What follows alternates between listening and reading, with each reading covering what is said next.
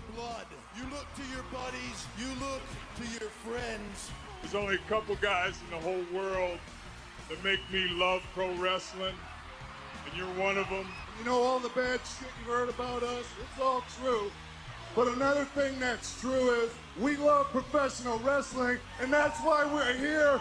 I'm not sports entertainment anymore. Talk to him, kid. This is a new beginning, and it starts tonight. A new day is dawning for DX. Yo, who you talking to?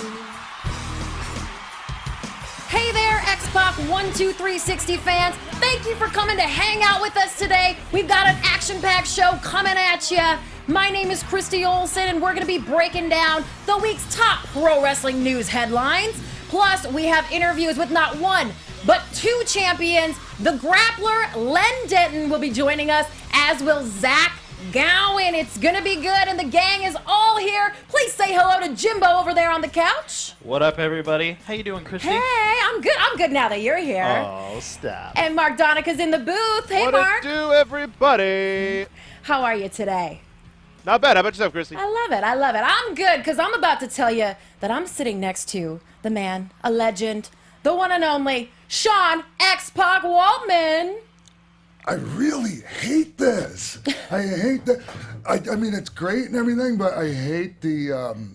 I hate sitting here and being introduced like I'm this big deal. I guess I am a big deal. You are a huge deal. Your name's on the marquee, buddy. You know Right. what? Now that I know you, I It's kind of just forget that uncomfortable as sometimes. shit. Well, because you don't act like a big deal. Maybe you should act like a bigger deal, Sean. Throw some weight around once in a while. I've been told that at certain times. Yeah. Maybe I need to, and at certain times, maybe not. Am I going to regret saying that later? We shall see. No, usually I had to do it if I was, on some miscellaneous substance or another, but that was then. But just coffee in the cup today. That's it, coffee and water. Yeah. Agua. Love it. I love it. Well, how are you doing today? I'm great. Actually, that was just my stock answer. I was tired as hell when I got here. Tell us all about it, Sean. Yeah, no, I'm just tired. No. I was up last night finishing the Grappler book. Yes. Yeah. Memoirs of a Masked Yeah, Madman. and I'm a big fan of the Grappler since he came through Florida when I was a kid. And, I was really fascinated with the boot, with the loaded boot. And actually, one time, we'll get into that when we talk to Len. Yeah, we'll definitely be talking about the boot, the I mask. have like 11 pages of notes after reading that book because there's so many things I want to talk to him about. Wow. All right, well, so there's your answer, people. If you looked for this at 3 p.m., we weren't quite ready yet. We weren't done. And it's going to be, I'm looking forward to talking to Zach as well. Yes, a lot to catch up with Zach about, I feel like. and much like somebody else, I know he's made a lot of changes in his life since the first time I met him until now. When did you first meet him? I don't know exactly what year it was, but I think it was probably right after he was let go from Vince. Because he was signed in 2003 and released 6 months later, it said. Sure. Okay. Well, I got to meet him right after that, I'm pretty sure. Just by the impression that I got, the first impression. Oh, well, I can't wait to hear a little bit more about that. Zach will be joining us first, but first, we got to break it down. We're going to talk about some pro wrestling news headlines. Break it down! X-Pac 12360 Wrestling News. Boom! Many sites reporting today that Jerry Lawler and Lita have been removed from regular programming, regular weekly shows on the network and on TV. Reportedly, both have been moved from full-time deals to Legends contracts, although WWE has only confirmed that in Jerry Lawler's case, and they say that he will continue to host some special events, including the WWE's Hall of Fame celebration at WrestleMania. However, Lita's future is a little bit more up in the air. We weren't sure if she was even still with the company. Jim Ross tweeted this morning and said that he spoke directly to her, and that according to Amy, she is no longer with the company. So this happened very quickly, sort of seemed to come out of nowhere, although there are a lot of changes to the SmackDown, Raw, and pay-per-view pre-shows. This is just one of the many, but obviously kind of an earth-shaking one. Is it? I just, these type of things happen, and I'm just used to it happening. and people get sad. The same thing happened with not Jerry Lawler, Jim Ross. Jim Ross, yes, and people weren't happy, and for good reason. Especially me. I'm a huge Jim Ross fan, but and a huge Jerry the King Lawler fan. But I just knowing the way they operate there and how they think, I think they're just trying to get fresh blood in there, and I understand that. I think we're all when we get to liking something, we're resistant to that changing. That's true. I think so. That's true. It sucks for the ones that are let go that way. I'm going to say that they're going to figure out something for Amy. Yeah, because I haven't heard it. She doesn't have any heat. You were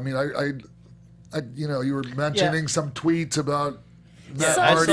What's that all about? People are speculating that Matt Hardy said a couple days ago that Vince McMahon is after him to bring him to WWE, and so people are speculating that maybe Lita being let go or having her duties diminished could have something to do with bringing Matt Hardy back. Do we really think Matt Hardy, after it's being well over a decade since all of that went down, do we think Matt Hardy is still even concerned about that or still losing sleep over that whole deal? I would hope not. I don't think so. I don't think he would be able to, where he's at in his life right now, I don't think he'd be able to get there if he was still, losing That's a really sleep good over point. that. It just doesn't work that way. I don't believe it. I think it's just a coincidence as far as that goes. Now, I will say this.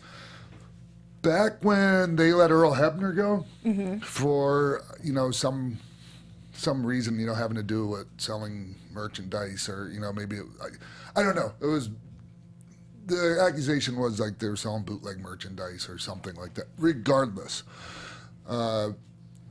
since Earl was a part of the Montreal Screwjob finish and, he was kind of, promised a job for life after something like that. And then when he was let go, it was right around the same time they started talking to Bret Hart again.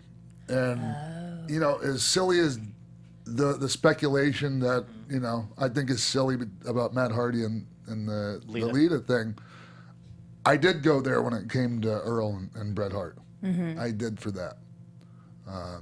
But, that's, who knows? It's all speculation. That's a whole other box to open. My speculation is better than your speculation. That's why you have a show. I think you're probably onto something there with them wanting to bring in fresh blood. They have started a thing with the pay-per-view panelists where they're bringing in a guest each week, kind of a celebrity superfan. Peter Rosenberg was there for TLC on Sunday, so that's probably a little more feasible. Okay. Imagine that. Or maybe they're giving her time to brush up on her broadcasting skills and come back. And I maybe always she'll enjoyed her have on the like pre-shows. her own show on the network. Gee, where what are you saying, Jimbo? She's not doing a very good job? Is that why they let her go? That's what you just said? Possibly. I mean, she Wow. could work on some Jimbo stuff. just said that. Amy Dumas didn't do a very good job. Shit. I enjoyed What's her his on the Twitter pre-shows. again? At Jimbo in the Booth. Jimbo in the Booth said that. Okay. I doubt she's sitting around tweeting today, but you never know. We'll keep you posted. Meanwhile, something else that went down at TLC.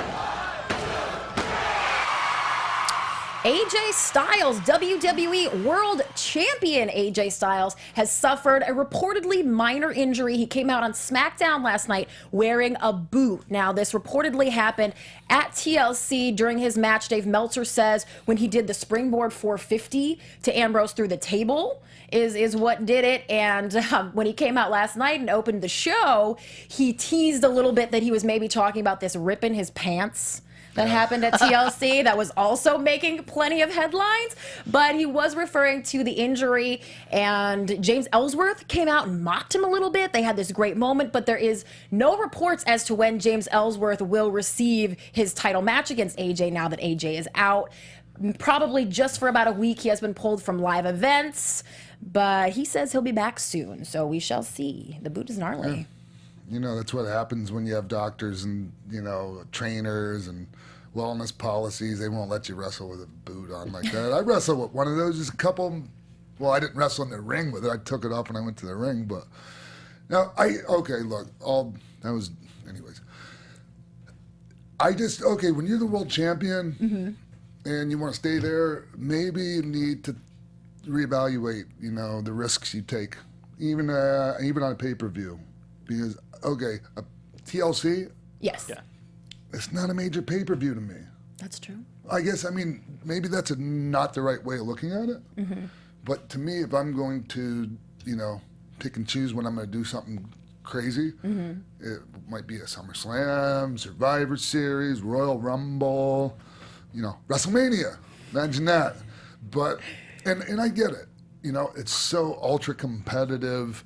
And, guys are going out there and trying to top each other. And that's that's good for business, but it can be really detrimental to your personal business, as far as keeping yourself in the game. Yeah, I think they're probably concerned about keeping this feud with him and Ambrose and Ellsworth and the whole thing, keeping it fresh. So they really he wanted to make a big splash, no pun intended. Well, I just, something only has legs so long. That's a, people Pun intended. If people understand the, anyways, I don't know if they can drag that on that much longer. Last night on SmackDown, Ambrose came out and gave the dirty deeds to Ellsworth because Ellsworth cost him that match at TLC. So there is a continuation of it, but I think a lot of people are getting wondering tired how of long. it. All right, here's the thing. One of my dearest friends, he doesn't miss anything, and when I called him, well, I didn't call him. I don't call anyone. When I texted him, Imagine that. when I texted him and said, "Hey, you gonna watch TLC's?" Honestly, he told me because I've seen Ambrose and AJ 1,000 times. That was what he said, and that's coming from the biggest wrestling fan walking the earth. Ooh, that's concerning. Yeah, I'm just being straight up honest about it. I really enjoyed this match. I think in this match, AJ gave them plenty of highlight reel stuff, which seems to be like his style when he wrestles on pay-per-views. Is he's just like, let me give you stuff that's going to live on forever. The 450, there were a ton of crazy bumps he took, which... Yes, it's great, but Yeah. we got to look past that night. When we're Like SmackDown Yes. the next day, so to speak. Like when you have an awesome match at the pay-per-view, but then you can't wrestle for a week. You Throws can't a have your wrench in big things. title rematch against James Ellsworth. Then what Yeah. good is it for? and that's what they do. That's part of the same kind of the pattern that they use, or the template. Okay, if they have this match at the pay-per-view, they're going to give it away for a free rematch on TV. It's just like I think they have to do it that way. How do you feel about pay-per-views every other week now? Whatever. Is it too much? Is it? I Not think for so. me. I like to come here and break them down on the after show Okay, afterward. it's too much for you. It's not for you. So that's how it's going to be with people in general. For some people, it's going to be too much. For some people, it's not. So you don't have to watch. Okay. You have the network, and you can watch what you want and what you don't want. That's the cool thing about that. $10. That's right. And there are some other promotions to watch as well. $10.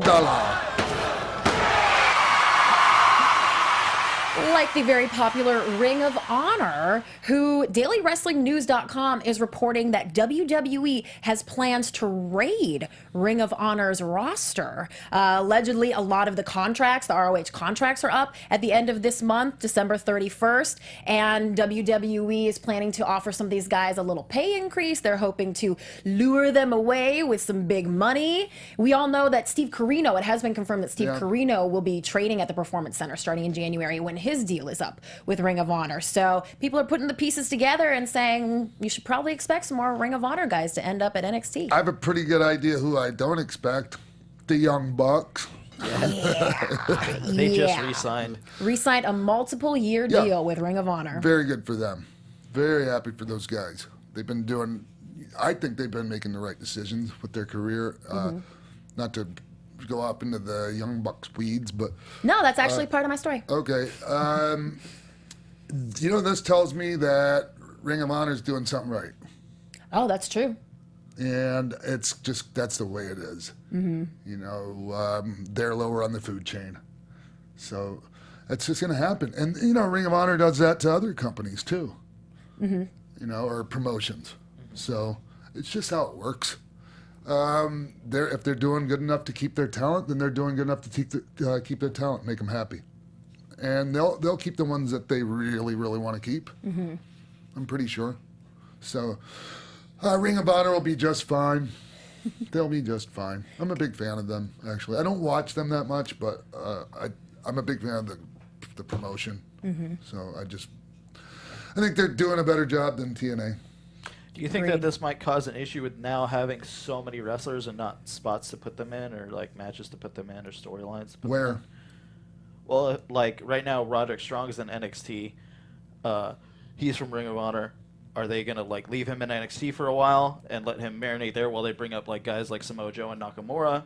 And then if they bring in a whole nother crop of Ring of Honor guys, like where do the people on NXT go? Do they go to the main roster? What happens to the people on the main roster? Okay.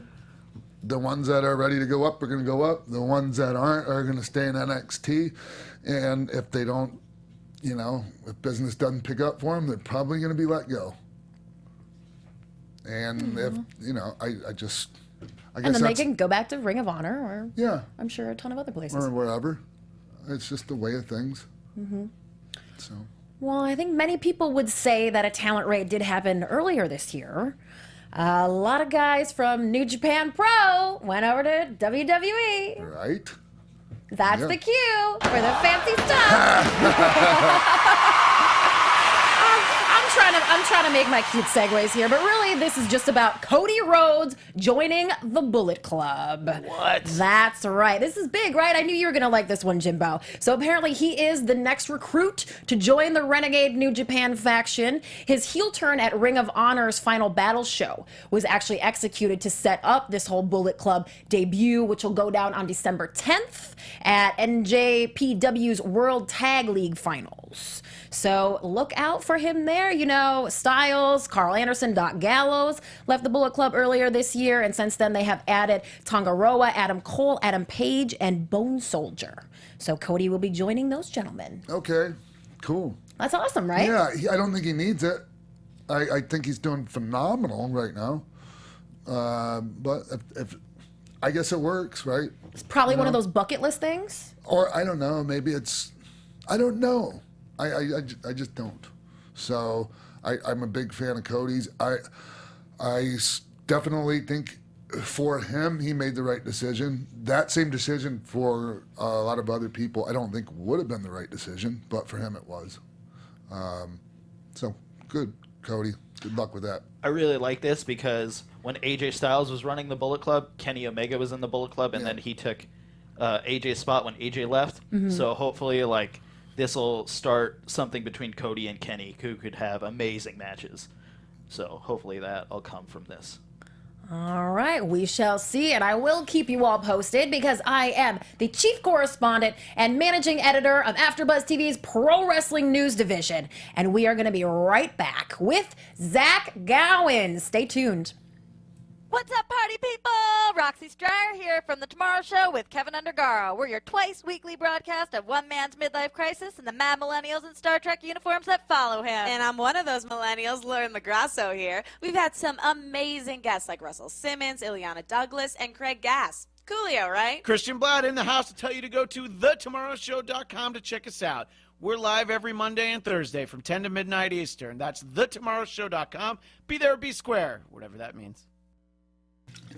Welcome back to X-Pac 12360. After losing his leg to cancer at age 8, today's guest became the first one-legged competitor in pro wrestling history. He's a 13-year veteran who during his time at WWE attacked Vince McMahon and defeated Brock Lesnar. He is now a certified DDP yoga trainer, father of 2, and is the only amputee ever to compete on American Ninja Warrior. Please welcome Zach Gowen. Yeah. All right. Hey, Zach. Whoop, whoop. Magic, ninja, what? I love it. We're coming in with some energy today, Zach. Hope you don't mind. That is my forum and my place where I thrive. not only survive, but I thrive. So I appreciate the energy, and thanks for having me on. Thanks for the interest. Sean, great to see you as always. Oh, great Big to see inspiration you. of mine, and Christy, you're great as well. So thank you guys so much for having me on. It's really good to see you, Zach. And, for those that are just listening right now, we're looking at Zach, and you look great, man. I'm not just saying that. Seriously, and with the beard, everybody, Zach Gowen's got a beard going, and, we were both talking about why we decided to grow beards, and I don't mind sharing. I just have never been comfortable with my chin. I call it, my James Ellsworth, and so that's why I grew mine. And Zach, why'd you grow yours? That's the exact same reason. For 30 years, I've been self-conscious about my weak chin and my big teeth, right? It was hard for me to look in the mirror. And finally, when I hit puberty at 31 years old, and I was able to grow a beard, I haven't looked back since. Well, I was just telling everybody that I was 25 when I was able to start growing mine, and I couldn't do that without the help of exogenous testosterone. when I jumped on a little bit of gas, I'd started to be able to grow facial hair. Is that what it was? That's what it was. Even though you couldn't tell I was on the gas, it looked like I finally could grow a frickin' beard. So. Well, Zach, you were so young when the TV audience first got to know you. So I think it's essentially, now we're looking at a man, a father of two, a 30-year-old guy, and that's different for some people. Yes, and X-Pac can back me up on this because I had the same reaction to X-Pac when I first met him, which is, wow, you are a lot bigger in person. And then what I remember, because when our first memory, that's the one that gets locked into everybody's brains, that first impression. And my first impression of X-Pac, when I saw the 1, 2, 3 kid, I'm like, oh, here's this little shrimp. Little did I know that he's 6'1", 220. And then when I met you, you were big as a house too, and so well, go ahead. No, I'm sorry. When we're doing these Skype, sometimes it's easy to walk over each other. Keep going. Yeah, and so people have this kind of image of me, which is fine. And they have that almost the same concept of like, all right, well, here's this little kid, undersized, missing a limb. Fighting in the land of giants in WWE. But if you think about it, I mean, that was 13 years ago. And I don't know anybody who hasn't grown or changed or evolved in 13 years. That's a big chunk of time. Huge. And, hey, as far as stature goes, you're 6'1" yourself, aren't you? Yeah, I'm 6'1". I weigh about 165. If I had 2 legs, I'd probably be around 185, 190. Okay. So I'm not a small guy either, and that's why it was hard when I sometimes it's difficult when I wrestle on these indies. They book me against these really, really tiny guys, and it's like, well, I'm supposed to be the underdog, but even though I'm missing a limb, I'm like double your size. Right. So it adds an extra challenge to it, Yeah. So hey, I want to go backwards for a second here and talk about, you were 8 years old when you were diagnosed with cancer and ended up losing your leg. Obviously, it goes without saying that's for anybody of any age. But and the thing is, a lot of people they know that you lost your leg, but the worst part is it was above the knee. Right, exactly. Explain that to people. I mean, you're missing the knee joint, so I mean, it changes it like completely. Well, it changes it completely because if I still had my knee joint, I would be able to run. I'd be able to wrestle with my leg on. I could play sports at pretty much a comparable level to the level that I was used to playing. But when you go above the knee, and mine is so high up, the amputation is so high up, they had to amputate high. And when they put me under, they didn't even know if I was going to wake up with my hip or not. Right. They kind of went in blind, and the only goal for the doctors and the surgeons was to get rid of all the cancer in my leg and make sure it doesn't spread to the rest of my body, because if that happens, it's lights out. There's no turning back from that. So they had to amputate really high to keep me safe. But the amazing thing about it is that kids are so resilient. Exactly. And so I was able to grow up playing sports on one leg. My balance was the genesis of my balance was created at that moment. and I was able to bounce back. I'm so grateful that the amputation happened at 8 years old rather than 28 or 38 or 48, because it gets harder and harder to bounce back from that. Yeah. But I'm just grateful I survived, and I had the wonderful world of professional wrestling to dive into when I felt lonely or when I was getting picked on or I felt like I didn't quite fit in. And then that turned into a career for me, and I'm beyond grateful for my life as it is right now. Cool. I was thinking about that. You were 8 years old, and you're talking about how much easier it is for children to adapt to something like this, and I was wondering if that was the same case for you, because excuse me, I know I've worked on charities getting prosthetic limbs for children that whether it would be. Well, usually it's just because their insurance won't pay for it or won't pay for a proper one. Excuse me. And so, we noticed that a lot of the kids, they have such a much easier time, adjusting to this. But it must have been really difficult as you're 8, starting out at 8 years old like this, and then having to, as you're growing, having to constantly change prosthetics. Yeah, because I was such a madman that I would break every single leg they would give me. There was no, the energy. You could take away my leg and pump me full of chemotherapy and all of that, but once the effects wore off, I was still the same kid, right. Hyperactive, ADHD. I never stopped. I never slowed down. So I kept. I don't know how my mom paid for it or what she told the insurance, but I would run through. Literally, I'd run through these legs, 2 or 3 of them a year, because I went so hard on them. Now, there was no issues with the insurance denying these? Not that I'm aware of or that my mom has ever shared with me. We've never really gotten into it, but when it comes to any type of insurance or paperwork or anything going on, there's always going to be something involved, Right. Wow. It sounds like your mom was maybe a pillar of strength for you and really just took care of things so you didn't have to worry about.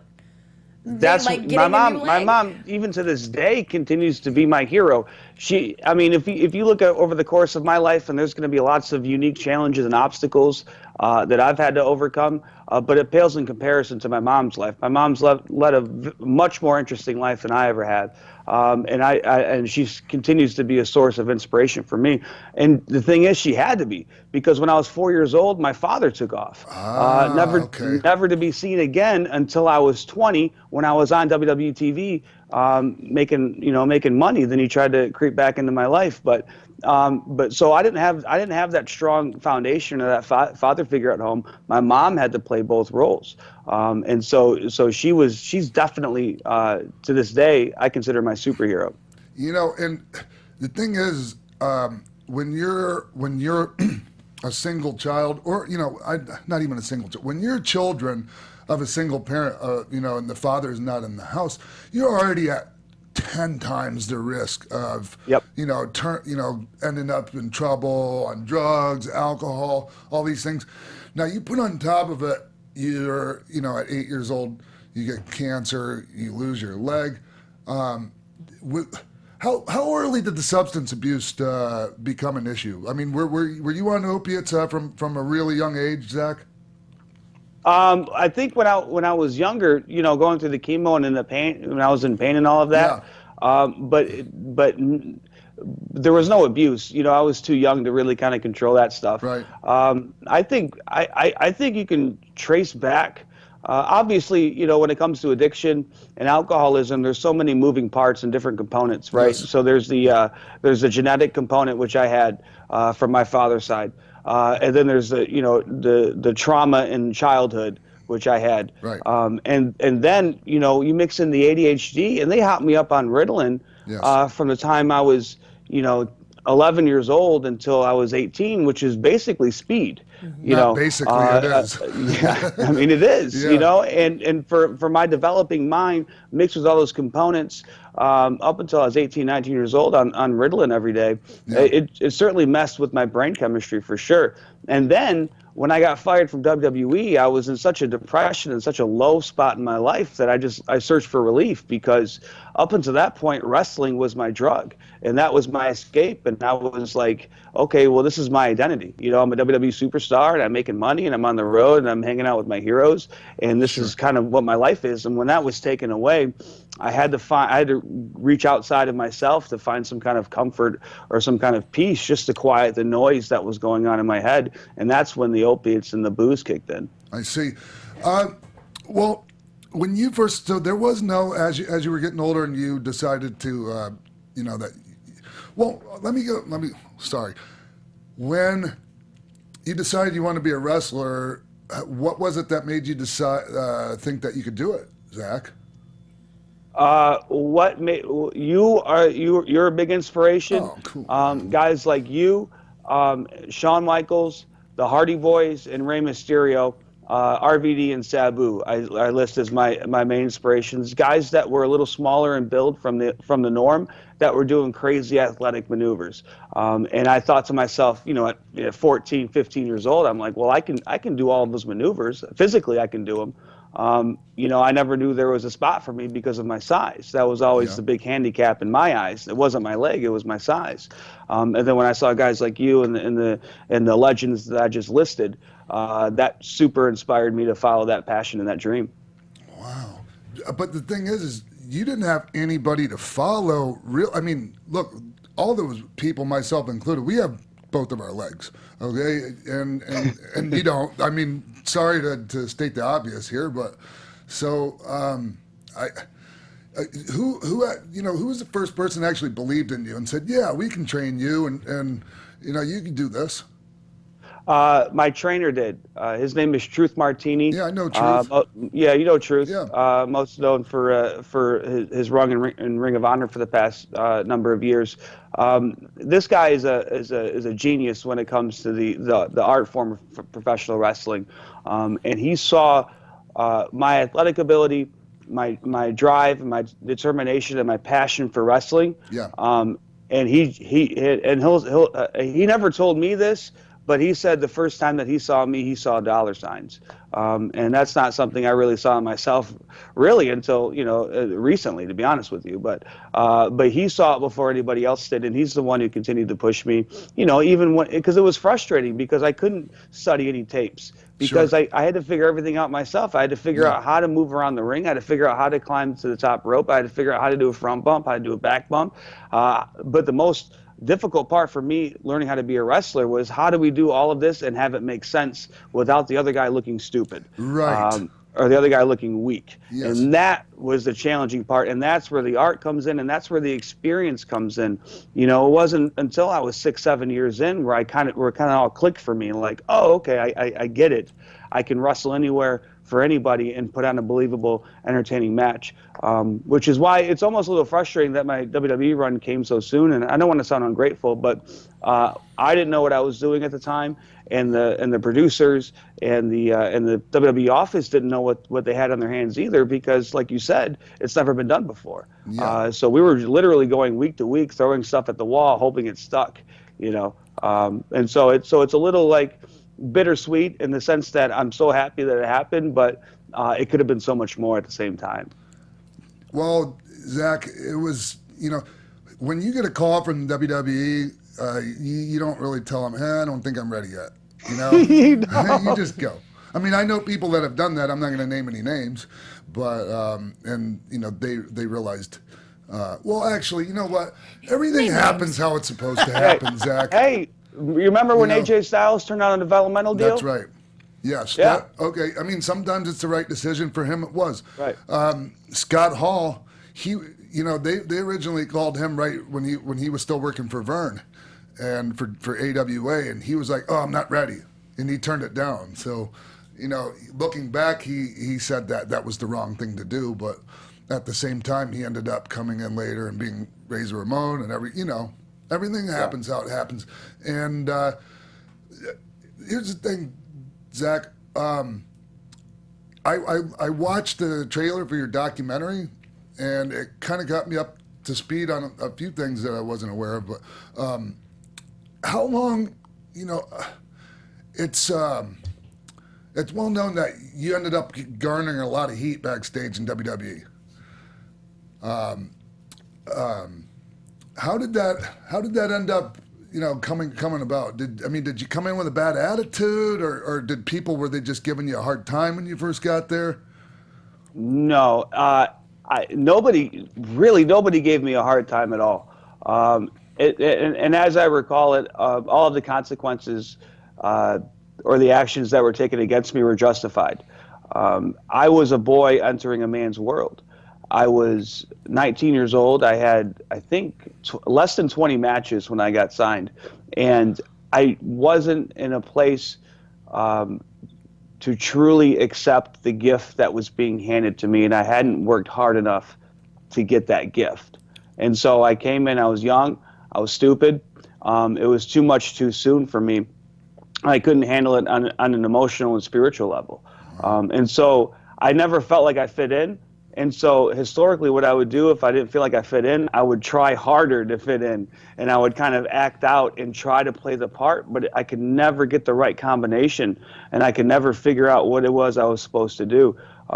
It was basically, too much too soon, too fast at a young age for me. And so I rubbed a lot of people wrong. I mean, if I look back now, if I'm in that locker room now and some kid who's 19 kind of comes in and has the same attitude I did, I wouldn't like that kid either, because I didn't understand what it took to get to that level.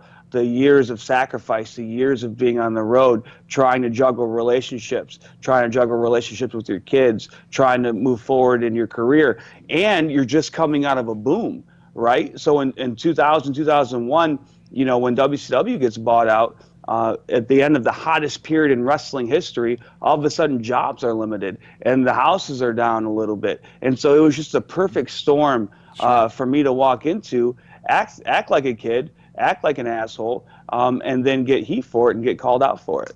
Wow. Is there any specific examples of when you first got there? Like, what was the first, major run-in you had with somebody? And, do you remember the circumstances surrounding it?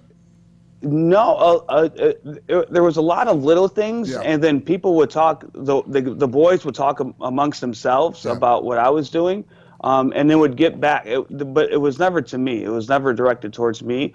But Rhino would hear about it, or Little Guido would hear about it, and then they would pull me aside and be like, "Hey, Zach, you're messing up, dude. Like, you got to straighten your stuff out, because they were trying to look out for me." And I would, but because I didn't see the direct correlation, and I didn't see anybody like being a jerk to me or like picking on me. I thought it was just kind of all in good fun.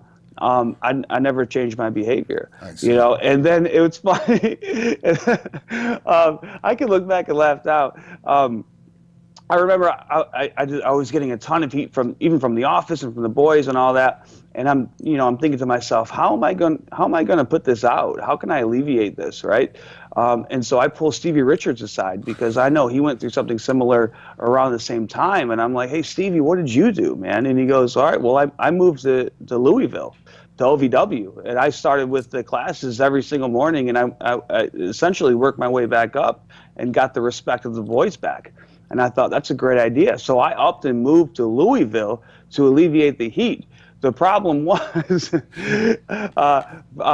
I no-showed the Monday class because I got drunk on Sunday and I was too hungover and I didn't wake up in time to make it to the Monday class. All right, that's how you do it. So I moved to Louisville to get rid of the heat, but I ended up getting more heat because I was too hungover to show up for class. Nice. Wow. Yeah, so there's stuff like that, throughout my short time there. And I'm not mad or blame anybody at all. Even Big Show pulled me aside and was like, "Hey, man, you're screwing up. I was young and dumb once, and this is what I did, and I suggested you do the same, but I didn't listen to him, and I got fired as a result." So before you got fired, any good ribs pulled on you? Or was that stuff over with by the time you got there? No, dude, there were no ribs at all, and I think that's part of the problem, Zach. You might have still been there if they were allowed to rib you. That's what I'm saying. There was no ribs at all. It was just people were just. It was almost like a vitriol. It wasn't. There wasn't like a playful kind of thing going on for two reasons. I think they thought that it might be over the line if they were to steal my leg or something. Oh, that would have been great. Seems like the obvious one. And that's something you would have done. Yes. And then number two, I was working side by side with Vince, Yeah. and so I think they didn't because I was next to Vince the whole time. I didn't think they want any repercussions from that. Maybe That's probably a safe assumption. I was just going to tell you, you would have found your leg padlocked to a chain and hanging from the ceiling. Zach, deservedly so. did Vince ever talk to you about your reputation backstage, or telling you to cool it, or anything like that? No. That wasn't Vince's role when I was there. He was, overseeing everything else. Johnny Ace pulled me aside, Johnny Ace gave me a phone call, and we sat down, and I think we tried to concoct a plan for me to kind of squash the heat or put it out a little bit. But nothing came from that. And then the next conversation I had with Johnny, I was being fired. I was going to say. And also, I think I would come up with a better person to formulate a plan to put out heat than with John Laurinaitis. If you know what I mean. I had zero allies, bro. I was reaching for straws, man. Well, since you brought up that final conversation with him, why don't you tell us how that went down? Yeah, it's really weird, and I still to this day don't understand it, because most people, when they get fired, I guess it's either in an email or a phone call. So Johnny Ace called me up, and he said, "Hey, listen, we're going to fly you to Stanford in a couple of weeks." And I said, "Oh, okay." And he goes, "We'll discuss your future then." And I go, "Oh, okay, cool." So in my head, I'm like, well, I feel like I'm about to get fired, but why wouldn't they just fire me over the phone when they had the opportunity to do it? I didn't understand it. And then so they flew me in, and then I didn't even see Johnny Ace or Vince. I saw Jim Ross. And Jim Ross sat me down for about 30, 45 minutes, explained why they were letting me go, gave me some advice on what to do in the future, and said the door is always open for a return. And then I got back in the town car. They sent me to the airport, and I flew home. So essentially, they flew me out to the WWE headquarters to fire me. Then they flew me home. And I don't know whether to be. I'd have been pissed. I don't know. Send me the email or send me the FedEx or laugh something. at it. I'm not sure, because it's pretty unprecedented, I think. Yeah. Well, actually, they brought me in to tell me they would let me go if I wanted to leave the first time I left. They flew me all the way there for that, and so it doesn't surprise me. Now let me ask you this: how long did you wait before you saw Jim Ross? Did you sit there for like 2-3 hours? Yes, of course. I sat there all day, man. It was the worst experience of my life. That's a psych out trick. That's mind games they play on you. So you're at even more of a disadvantage when you finally get in there. What kind of advice did Jim Ross give you? He told me to go back to the Indies, to develop my body more, and to develop gas. my basically figure out who I am and how to put it all together. He told me to try to work heel at some promotions, try to work babyface on others, hit the road, travel, and just get more seasoning. Which I think that was the spirit with which he fired me with. Okay. Zach, you remember when you and I first met? At all? Do you remember where that was? I think it was in TNA. Well, I just remember meeting you somewhere, and I want to say it must have been right after you were let go. I bring this up just because of how you are now compared to how you were then. And it wasn't the best first impression, Zach. You were very nice and very respectful to me, but you projected this attitude, and you were sitting there with the cigarette hanging out of your mouth, and it's night and day compared to how you are now. And I don't know, I just felt like throwing that out there because it's amazing to see, people when they grow and they change, I love hearing that because I'm in my skin 24/7. Right. So any sort of change happens very incrementally over a period of time, except when there's little snapshots of life that you can kind of reflect on. And so that's the only time I see growth in myself is when I'm able to look back at a certain situation and recognize myself as a totally different person, or have somebody bring that to my attention. Sure. And so I loved hearing that, man. Thank you very much for saying that. No, it's great. I'm very grateful to be able to say it. And I noticed that, and I saw you occasionally between that first time and now that we're sitting here looking at each other through modern technology, but I noticed I noticed that you were making progress. It just seemed like a better version of Zach Gowen each time. So it's kind of cool. I'm sure you had ups and downs and maybe a few steps backwards at times. I know I did, but the forward progress is obvious. Thank you. Thank you for saying that. I mean that. And it seems like WWE kind of stuck with you even after that. Is it true that they paid for your rehab? Yeah, they absolutely did. And to me, that's, when people they'll hit me up on Twitter all the time and they'll kind of goad me into saying something bad about Vince or WWE, and I will never, ever, ever say anything bad about them, because there's three different phases of my life that they've impacted, that impacts everything around me. One, when I was a kid, and I felt left out and I felt ugly and I felt defective, I could escape into WWE and not feel that way, the magic of professional wrestling. Two, when I was 18, 19, 20 years old, they gave me a career that from that I've been able to launch off and to do amazing things around the world, carry a message, help a lot of people. And number three, they literally saved my life by paying for my treatment when I was at the lowest point in my life. And by doing so allows me, again, like I said, to carry a message to people all over the world. Also, Vince, when I was in WWE, he bought me 2 prosthetic legs, which came to a total of $30,000. Yeah. Wow. Yeah, he bought me 2 legs. One was to keep on the road in case my leg broke while we're on the road, and the other one we were gonna have like Brock Lesnar break it on live TV or something, but it never happened.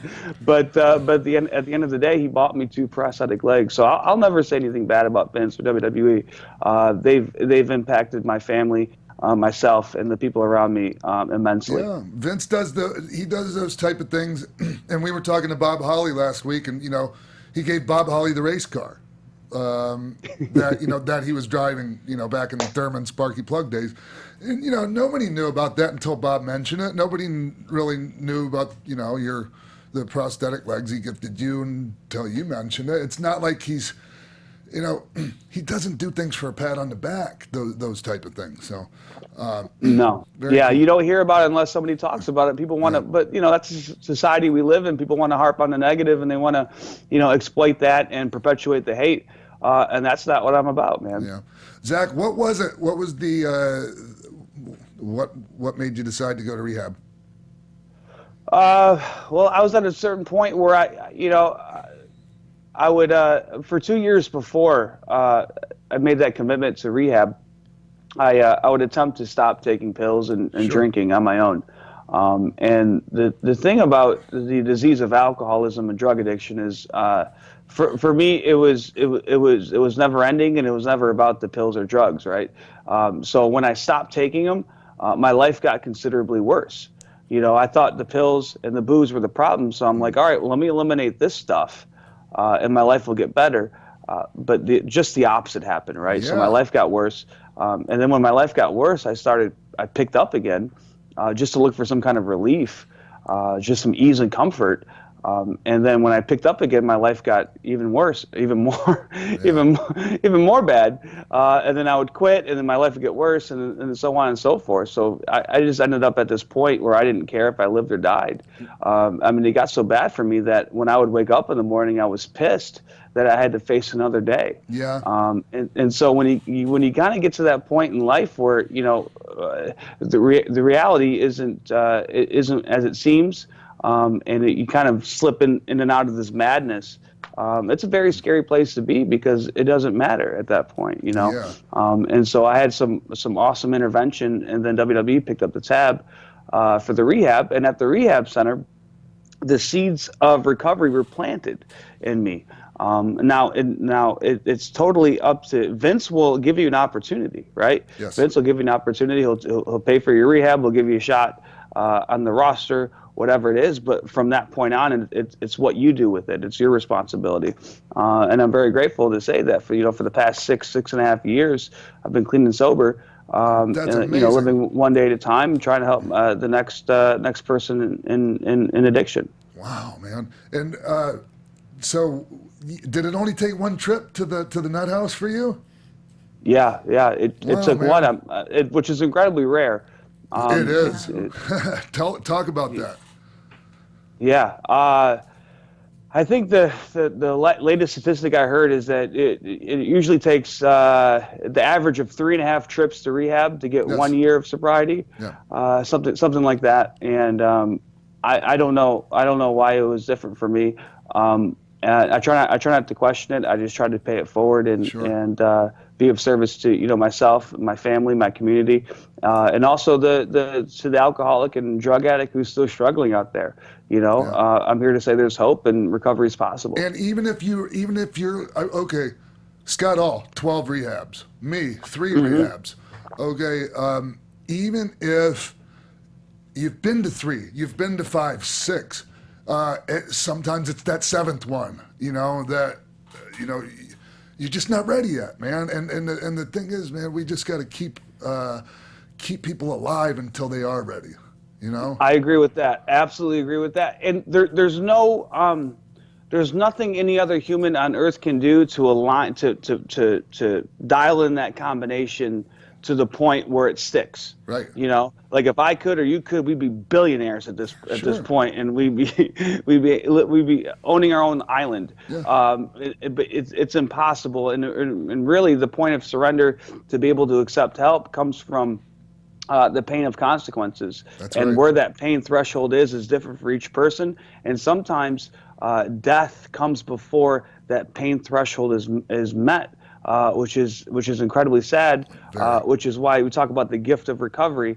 For me, I had no say in whether I lived or died, or got recovered or didn't, and so that's why I think the life I live now is a complete gift from some sort of higher source. But yeah, that's what it's really all about. It's all about if I'm still breathing, that means there's an opportunity and there's a chance for me to be sober today, and that's really the message. Yeah, and so have you ever felt, have you ever been worried that, okay, things are, I'm having some trauma going on, or, it's bad circumstances in my life right now, where you felt like you might be at risk for relapse? Yeah, for sure, man, for sure. Because I still have the same DNA and the same build and the same makeup as I've always had since the day I was born. I'm naturally prone to depression. I'm naturally prone to anxiety. I'm naturally prone to resentments, to rage, to all of this. And when I get lost in all of that stuff, that's when up becomes down and east becomes west, and all bets are off.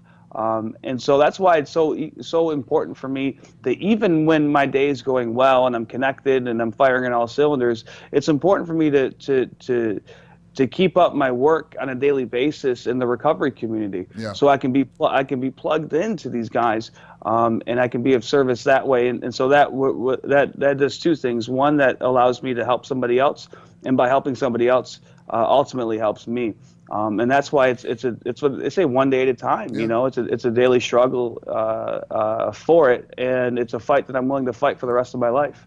Yeah, and that's what it is. It's for people that think that you go to rehab and they cure you of your alcoholism and addiction. It doesn't work that way.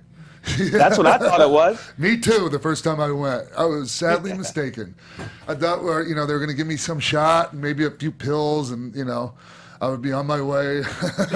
No. Man, the only thing about rehab that I knew was from Dr. Drew. Yeah. Right? And so I thought they were going to send me to Pasadena, California Sure. in the middle of February, and I was going to be on the beach and do some push-ups and take some some Xanax and just kind of chill out, right, for the month. And all of a sudden that WWE, they're going to call me up in a month and give me my job back, and I'm going to be smooth sailing from there on out. I was really disappointed when they sent me to Minneapolis, Minnesota in the middle of February, and then I walk in and I ask him for some Xanax, and I'm like, listen, opiates are the problem. Benzos, I can take benzos. I need the benzos to come off. I'm telling them how I'm going to get off the drugs, you know? And they wouldn't give me anything for it, man. Because your way worked really good for you up until that point, right? Yeah, look where it got me. Well, Zach, you talked about expecting to maybe return to WWE after you got well, and now that you are doing so great, has that conversation ever come up? Do you think that's a possibility? I don't know if it's a possibility. I don't think it's a possibility, but I also didn't think the first time was a possibility. I also didn't think going on American Ninja Warrior was a possibility. All these amazing things that happen in my life are really outside of my control. All I'm responsible for really is doing the next right thing and staying prepared and trying to be of service to my fellow man. And that's all I can really control. Yeah, I hear what you just said, the next right thing. When people ask me, what are the things that, why are you doing so much better than you were? And I'm like, well, part of it is just that, is doing that next right thing. And also, Zach, there's so many sayings that people use in the recovery community, and one of them is you have to give it away. You have to be able to keep it, you have to give it away. And, service work and helping others is one of and there's a lot of different ways of doing that, but it's one of the ways of keeping yourself healthy and sober. And that's what it is 6.5 years in, because the fear of all of a sudden passing a liquor store and then bugging out and then driving in and getting shit-faced, that's gone, but for me, I have to look out for other manifestations of my alcoholism, and how I keep them at bay is being of service to others, which it's really powerful too, because it's how I found my other career, which is public speaking and doing inspirational speaking and professional development for teachers and talking to kids all throughout the country. It really started as a source of me being able to share my story in hopes of helping somebody else, and it turned into a career. And so that's something I'm very grateful for, very grateful for too, and something I didn't see coming either. So you talk about WWE, and that being a goal. Yeah, that was a huge motivation for me to get sober. I was like, in my head, I'm like, I'm going to get sober and I'm going to go back to WWE, and it's all going to work out how I think it's going to work out. Well, it's been, almost 7 years since that's happened, and I haven't got a contract yet. So I'm not holding my breath, but all these other amazing things have happened, and the quality of my life and the depth of meaning that I have in my life, with my 2 kids, my wife, the people, my support system around me, is just, it's more than I could even comprehended when I started this journey, and what I'm grateful for. So your children, Zach, how old are they? So I have a 4-year-old and an 8-month-old. Wow. Ooh. Both of neither one of your children, knock on wood, will have experienced anything but a sober father. No, they've never seen me drunk or high, man. Very cool. Or abusive or crazy or anything like that. Wow, man. Which is something I can't say, because I grew up in an alcoholic, abusive home. And so I don't have the know-how or the skills or the guidance to pass down to my kids, which is why my recovery is so important, which is why I talk to fathers in recovery, which is why I talk to, the support system and people around me, which is why it's so important for me to ask for help, so I can receive the guidance, so I can pass it down to my kids, Yeah. Can you tell us how the American Ninja Warrior gig came about? Dude, it was crazy. I made a Facebook post in January, and all it said was, I want to go on American Ninja Warrior. That's all it said. Yeah. And within like 2 minutes, the people started blowing it up and liking and commenting and sharing, and it became this huge thing. And all of a sudden, I started believing the hype. Yeah. I started gassing myself up, and I'm like, you know what? Screw it. I'm going to fill out the application. And so, literally at that moment, I filled out the application. And then they called me a few weeks later, and they wanted footage of me doing actual Ninja Warrior obstacles. And Yes. I found a gym around me, and we filmed it, and we sent it back to them. And then a few weeks after that, they called me up and cast me for the show. And so I said yes. You know, there's so much power in saying yes. Yes.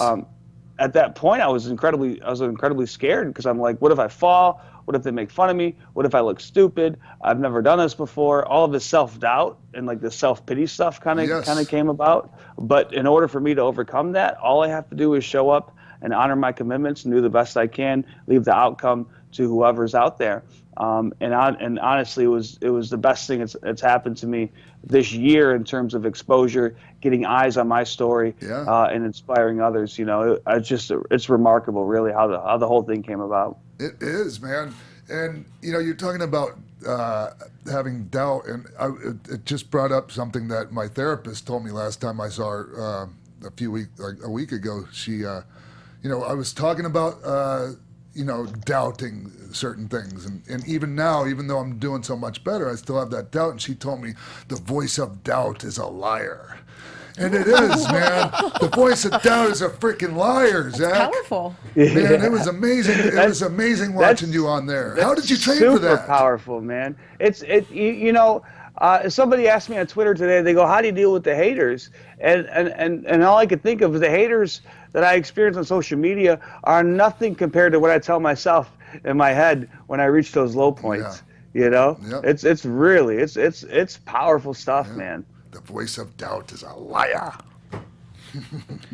Right. So, how much time did you train for? When were there specific things? I mean, I can't imagine. Well, I can imagine, but did you have a obstacle course that you went to that you trained for these events, or were you just really just that much of a natural at it? No, there was a little bit of natural ability that came through for sure. But there's a local ninja gym. Yeah. And the culture is so ingrained, and it's growing. These like ninja gyms are popping up everywhere, and kids love them, and it's become a huge phenomenon in the whole universe that I wasn't really even privy to until I was in it. But there's this local gym. They have all the obstacles there, and I got a personal coach, and I had 6 weeks to get ready. So I trained 3 times a week at the gym for 6 weeks, and that prepared me enough to do what I did, which is crazy to think about, because these people that do these competitions, they train year round. Yeah, and like their whole lives revolve around this thing, and it's like, and I got further than, and we had 110 runners, I think. I got further than 50% of the pack, and of course they all ran on 2 legs too. That's right. And so that was a huge feather in my cap, and something I'm very, very proud of. I worked hard for it, and you know, like I said, man, just the opportunity to give me NBC. To have NBC come to my house and do a vignette and film for a couple of days with me, and then put that together in an awesome package, you know, and have like 15, 20 million people see it throughout, you know, the live broadcasts and the replays and the YouTube and the Facebook videos and all this stuff. It's like, dude, what more could you ask for, man? 2016's been a crazy year, like all around for everybody and everything, you know. And so why not, you know? If the Cubs can win the World Series and Donald Trump can get elected president, why not have Zach Gowen on American Ninja Warrior, you know? Zach, I watched this for the first time last night, and it was about 3 a.m, and I popped huge. I think I might have woke other people in the house up actually over it. I mean, my jaw hit the floor when what is the part where you're holding on to that log and it's rolling down? I just got shit, man. I couldn't believe you held on to that thing the whole time. Dude, I couldn't either, because I've never practiced on anything like that in my life. I had no idea what was going to happen once I just literally I grabbed it and I held on for dear life. and I close my eyes tightly, and it doesn't look like it's spinning me very fast, but when you're in that spin cycle, it's like, it feels like you're going a million miles an hour. I was so mad when I watched the replay back. I'm like, no, that must be in slow motion, because it was going so much faster than that. And like the G-forces and centrifugal force of my leg flying off and all the physics involved, dude, like I couldn't believe I made it either. So that reaction from me, a lot of it, you know, if you watch the run, you can see like the wrestling, you know, the stage presence and all of that kind of come out and work the crowd and then work the hard cam and all that stuff. But that was a real genuine reaction when I got off that log that I made it, dude. It was powerful, man. Yeah, it's powerful right now, man. I got goosebumps under my sweat jacket right now. Legit, man. Cool That's stuff. inspirational as hell. Yeah, well, and you're still wrestling too, right? Yeah, I wrestle full time on the indies, and I speak full time with my speaking agency, Cool Speak. They're a youth empowerment company. We travel the country and we talk to kids of all different ages and diversities and backgrounds, and we try to empower these kids. And I'm a full time dad. My wife works, and so my schedule changes pretty much every single week. But I'm living a life that I didn't even know was possible, and I'm truly grateful. And how's DDP yoga work itself into that? I can't even. I'm a certified DDP yoga trainer. Right. You know, and it's the only workout I do besides some circuit training and some cardio at the gym. Yeah. But it's my main workout. I've been doing it for over 2 years now. I'm a certified trainer. I run classes here in Detroit. If you want to come break a sweat with me, I do one-on-one classes. Yeah. I also do group classes. Go to ZachGowen.com, fill out the contact info, and I'll get right back to you. And that's for if you want to book me for a wrestling show too. Do that, and for speaking engagements, just go to ZachGowen.com, and I'll hook you up. Very cool, because we had Dallas in studio here. Was a month or so ago, maybe 2 months ago. And you know, well, obviously everybody knows I've known Dallas and my friends, and you know, we've known each other for years, and he's been an integral part in helping dear friends of mine, and he's really, I really believe he's doing God's work, and. Zach, man, I really appreciate you coming on, man, and I'm looking forward to seeing you in person sometime. Yeah, soon. Yeah, let's make it soon. We should wrestle each other or something. It would be an honor, man, to share a ring with you. How about if we team? I don't do singles matches anymore. Hey, we'll team. Yeah, for sure. We'll do it, man. Okay. I'll give you the hot tag. I'll take the heat. How about that? No. I'm gonna bump around for you, man. Just come in, do your thing, and send the fans home happy. That's all I ask. Sounds good. It's a deal. Promoters, book that shit. Book it. We want to see it. Oh, thank you so much for joining us today, Zach. It's so great to see you, and you're such an inspiration, Yeah, man. I can't tell you enough. That's kind, guys. Again, I'm a huge fan of the show, huge fan of you both. Thank you for the interest, and thanks for giving me a platform. Like I said, everything's a platform for me to carry a message, whether it's doing the X-Pac 1-2-3-60 show, a wrestling ring, on stage at a school, carrying a message, doing DDP yoga with a group of amputees in Guatemala, which I just did with a wonderful nonprofit that I work for. For me, it's an extension of me carrying a Conversations with M Eastern. Go to Rhea.com for more info. Buzz you later. Welcome back. The guest joining us now enjoyed a long in-ring career holding multiple titles around the world. He helped Jake Roberts invent the DDT and taught Ultimate Warrior the press slam. In his early years, he was Ric Flair with us today. We're excited to talk to you. Yeah, thank you, Len. Len or Mr. Grappler, which do you prefer? Mr. Denton? Lenny's fine, buddy. Okay. Oh, my God. So, look... Lenny, sorry, I'm still.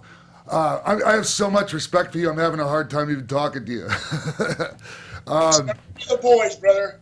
Yeah. The boys. And I don't know if you remember. I came to Championship Wrestling from Hollywood for the Hollywood Rumble or whatever it was. The Red Carpet Rumble. Oh, the Red Carpet Rumble. Yes, and you were there, and I was so stoked to see you. I didn't know you were going to be there, and what a treat that was. And you were so cool to me, Len. Thank you so much. Brother, hey, I'm proud I was, man. I appreciate it. Because you know what? I respect your talent as well, sir. Believe me. Thanks, man. I read your book. It's a great book, and here's the thing. It's very difficult for me to read any book because I have ADD, severe ADD, but this is such an easy read, Len. It's amazing, man. And I was through it before I knew it. Sorry for the rhyme. You know something, the thing about that book is I learned once the book was done. Yep. Okay? When you write a book and you put it out there for sale, you better make sure you've done your research and you got all the T's crossed and I's dotted, and you better be telling the truth, because when you get on a podcast, they're going to ask you on it.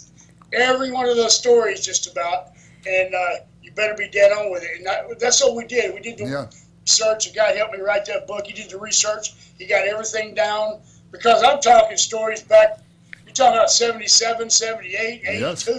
I can't remember half. We did all the research and got it down right, so I hope you enjoyed it. I appreciate it very much. I did. And right from the forward, that Roddy Piper does the forward, and he talks about the story of, he has his own version of the story of you having to fire Billy Jack. Yeah. I don't envy you. I don't envy you on that one. I knew Billy in Florida when I was a child. He was very, very good to me. But we can talk about that later. But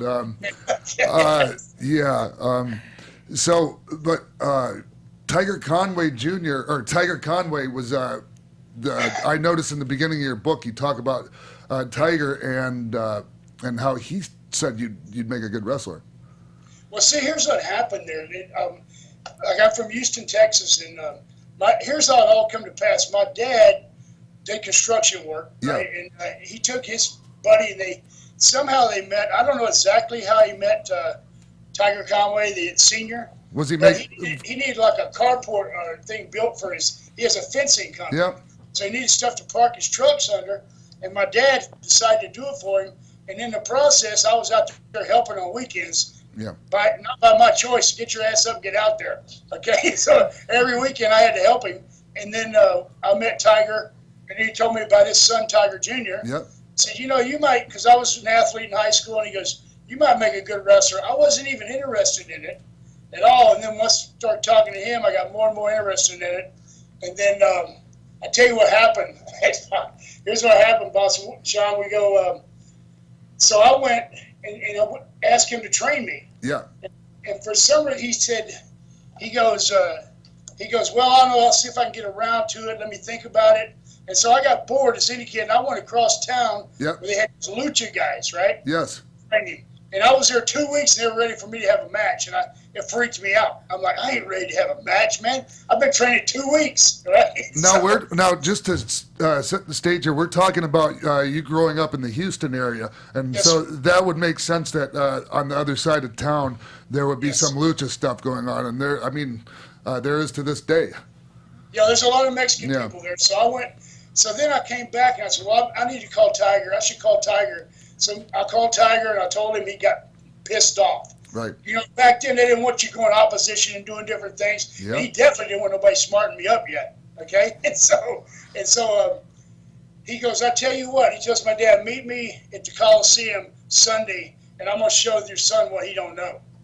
But the only thing, so I go there and I meet him in the ring, and he tries to blow me up first, but I was in really good shape back then. I was getting ready to go to college, which I never did. Yeah. but I was in real good shape, so he tried to blow me up, and he couldn't blow me up. And then he finally just said, you know what, I don't feel comfortable training this kid. I don't want nothing to do with him. And he just told me leave.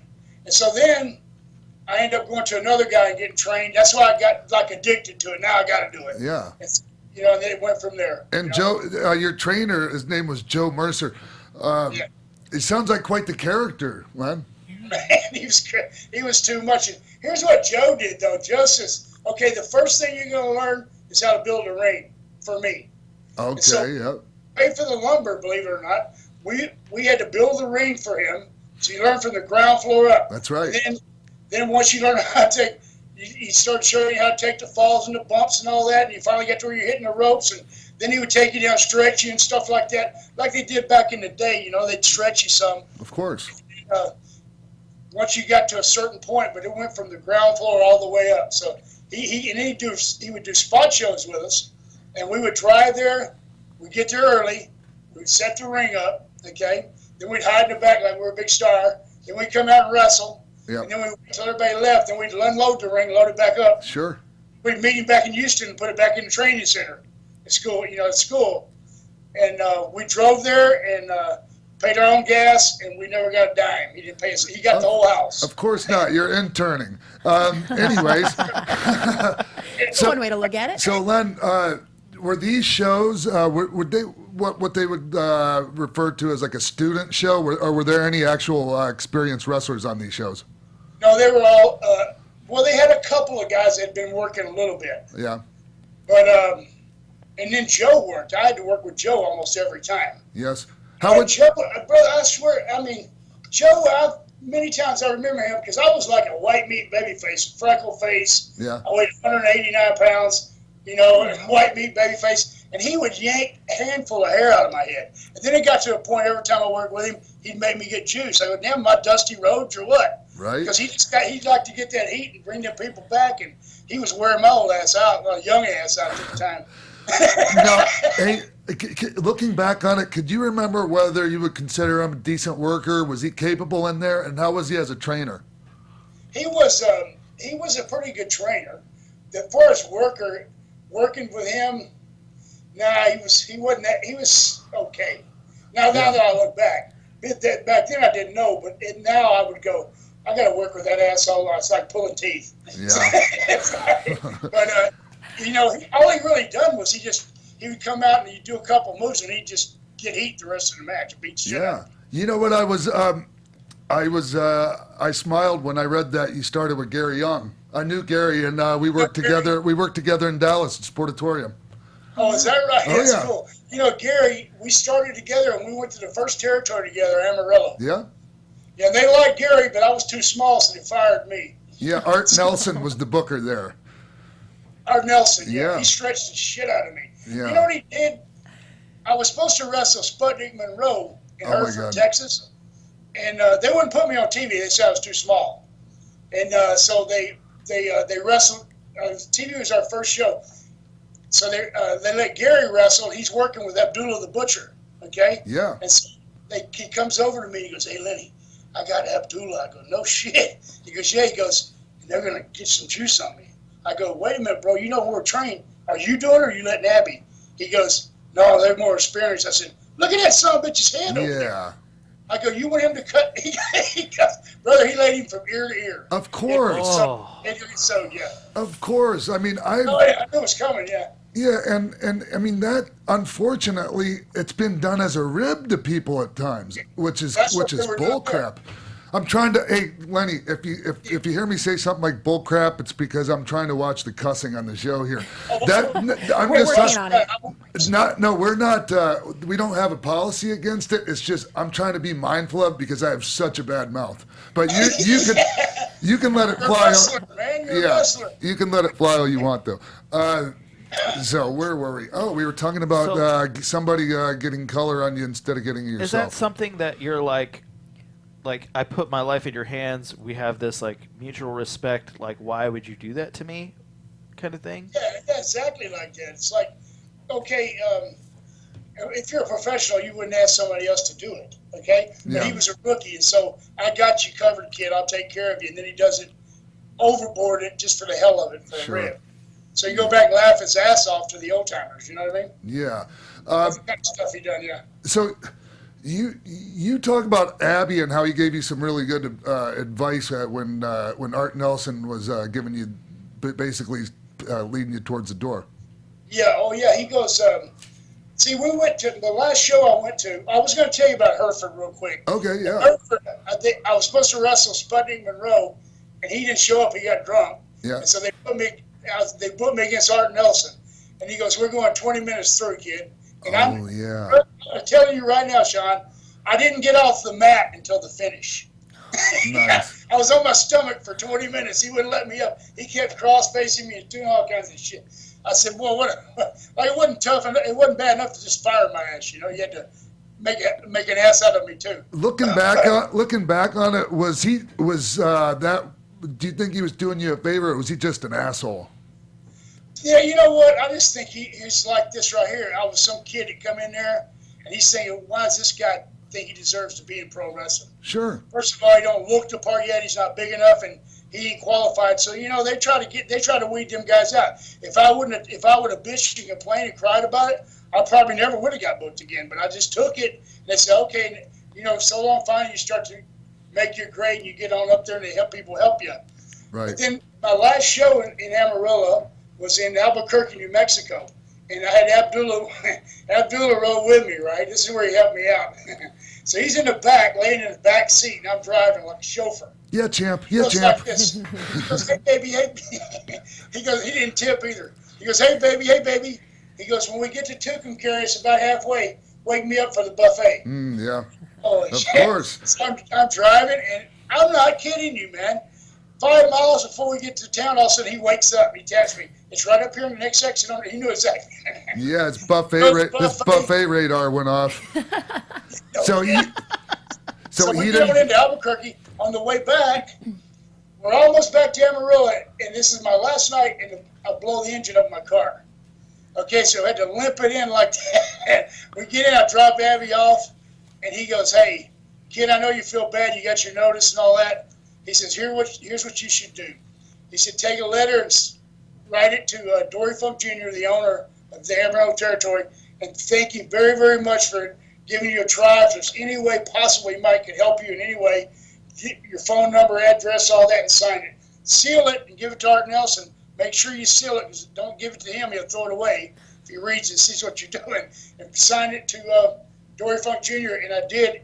And by the time I got the motor fixed and got home, he had already called my dad and said, hey, tell Lenny to be in Mid-South in 2 weeks. He starts for Bill Watts. Oh, in Shreveport, yeah.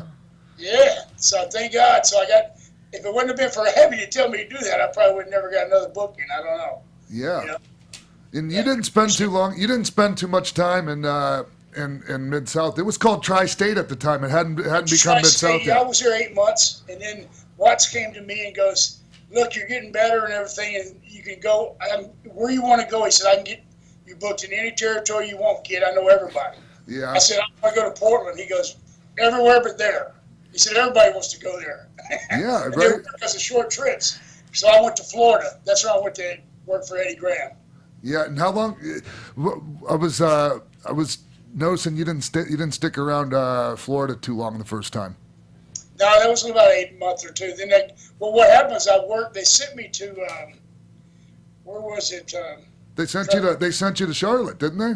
Yeah, I know, but I went to work to one town in Charlotte, and Ole Anderson seen me, and he called the office, and I wanted that kid in Charlotte. Oh yeah. So that's how I ended up going from there. Yeah. They needed really to fill in for somebody. He seen me work with I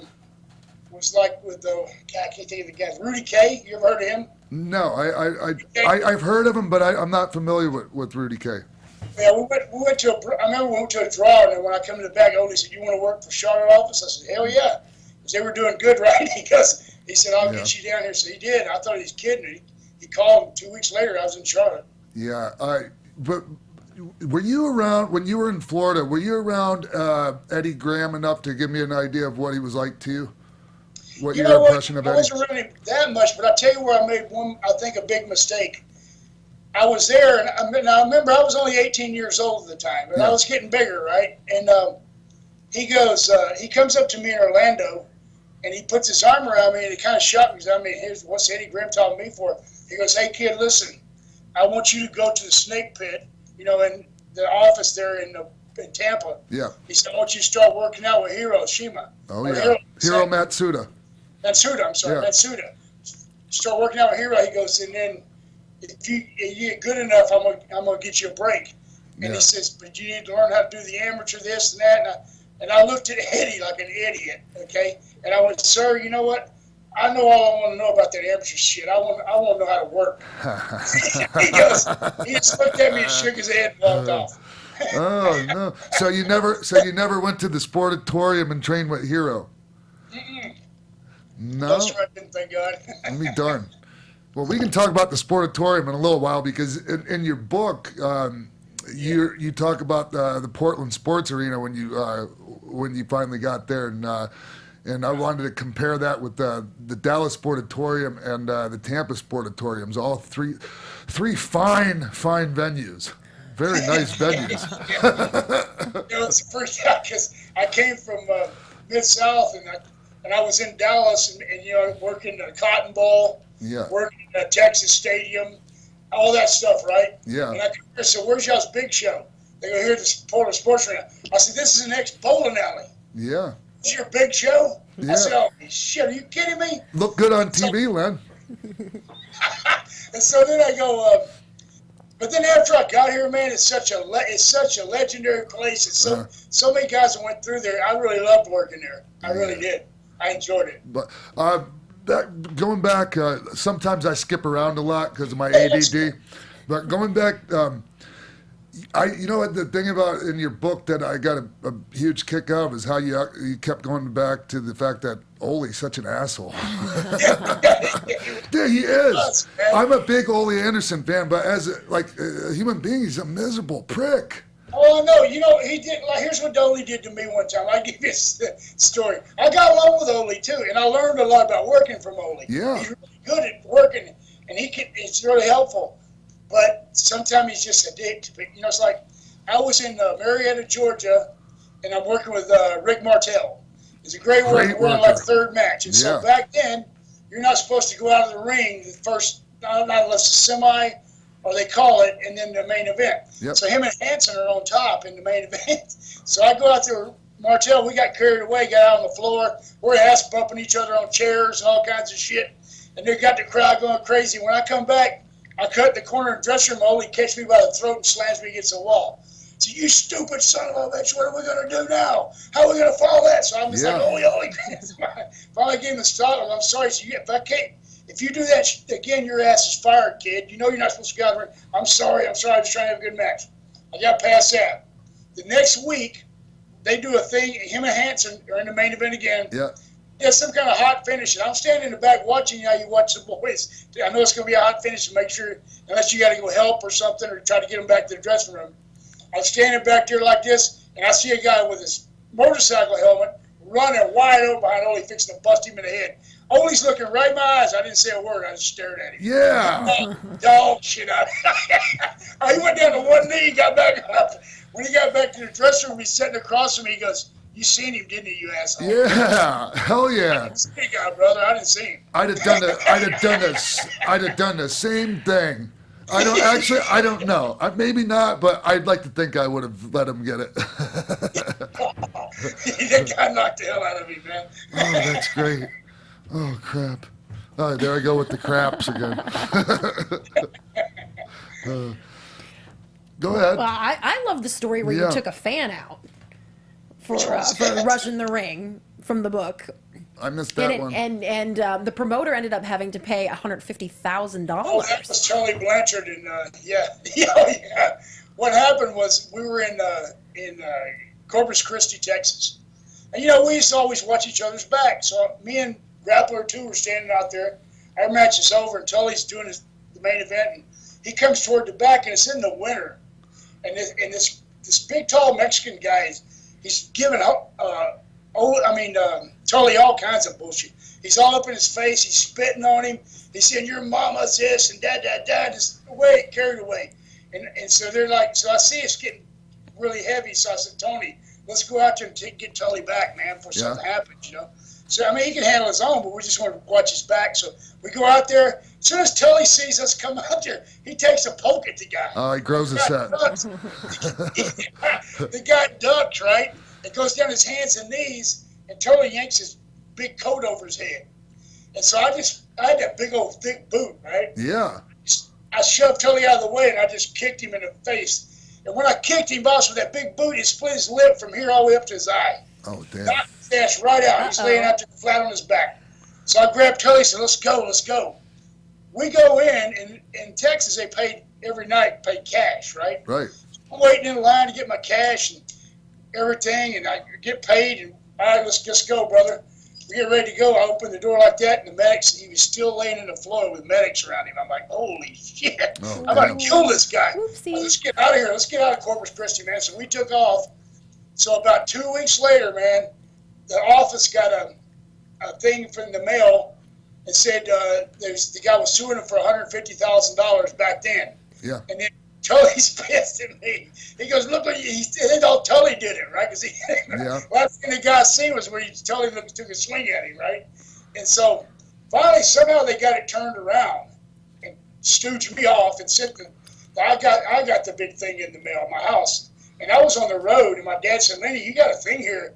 Well, they're suing your ass for $150,000. And I go, tell you what, mail it back to them, put a note in there, and tell them I'm in Japan. You don't think I'm ever coming back. Oh, right. I never heard from him no more. Yeah. Oh, man. So, hey, Lenny, that was in San Antonio. That was that was for Tully and his dad, Joe Blanchard? Yeah, Southwest Championship Wrestling, yeah. Is that where you ran into Killer Carl Cox, or was that when you went to Georgia? Now, I met Cox in Bill Watts' territory. Ah, okay. Actually, he was in Florida, too. Well, yeah, and I got to see him in Florida when I was really young. I was a big fan of Killer Carl Cox, and yeah, and his and you know, in your book you talk about how much he busted your balls and rode your ass. I remember his favorite saying was, "It takes a good man to beat me, but it doesn't take him long." Yeah, I know. One time, Charlie, he's going like this. I'm sitting in the dressing room, and I just came into territory, and he goes. He takes his boots out and starts lacing them. He laces them. He laces his boots. He looks up at me like that and he goes, 14,102. I go, what? What? 14,102. The next night, he don't say no more shit, nothing. Next night he goes, 14,103. I go, come on, dude, you ain't counting every time you lace your Damn. He did it for like a week, and he told me he's ribbon. Right. That's pretty funny, actually. You know, and another thing in your book, you mentioned that he didn't drink, and you know that was a surprise to me, and maybe it's wrong of me for making these assumptions. But when I looked at him and watched him and heard him talk on TV, he just came off like a guy that would love his beer. You know, kind of like Dick Murdoch. You know. Murdoch. Damn sure drink, buddy. Woo! And they're both they're both Marines, and but you know, I was, like I said, a big Killer Carl Cox fan, and eventually he warmed up to you, and it was fun. The story, you know, the rib that he played on The Boys with you. You want to talk about that? Oh yeah, it was Jerry Oates, and he got Jerry Oates involved in it. We're in the dressing room. This is way back, man. I was like 18 or 19, and I'm in the dressing room, and Cox comes in, or he's sitting over there, and he's got nothing on but his wrestling boots and a pair of pink bikini underwear. And so we're sitting on the far side. Back then, it was in a newsroom, and all these typewriters. Yeah. They didn't have computers back then. That's how far back it was. Unbelievable. So me and the Moondog, Larry Booker, and Carl Fergie, and all these underneath guys, we're all in the corner, and we're peeking around our bags at Carl. And so Carl gets up. He's got a 30-06 rifle, too. He's got a pistol with a big scope on it. He's got a pistol. He got a pistol hanging in one side of his underwear. When he's standing up, hang almost all the way down to his knee. Yeah. Right? He's pointing at us with the scope, looking at us over there on the other side of the room, staring at all the job guys, all the underneath guys, right? Yeah. We're hiding behind our bags and all that, right? This guy's just insane, dude. And so he finally gets up, he puts it on his shoulder like an army guy and marches over. He looks at us, he goes, I'm going to get one of you little bastards on TV today, and if I do, if you potato me, I'm going to beat the shit out of you. Right? So I go, oh no. It wasn't 5 minutes later, man. Watts would come out of the bathroom and say, okay, Ted Oates and this guy, whoever's wrestling in the next match, he's giving the finish to. He comes out and he goes, Cox!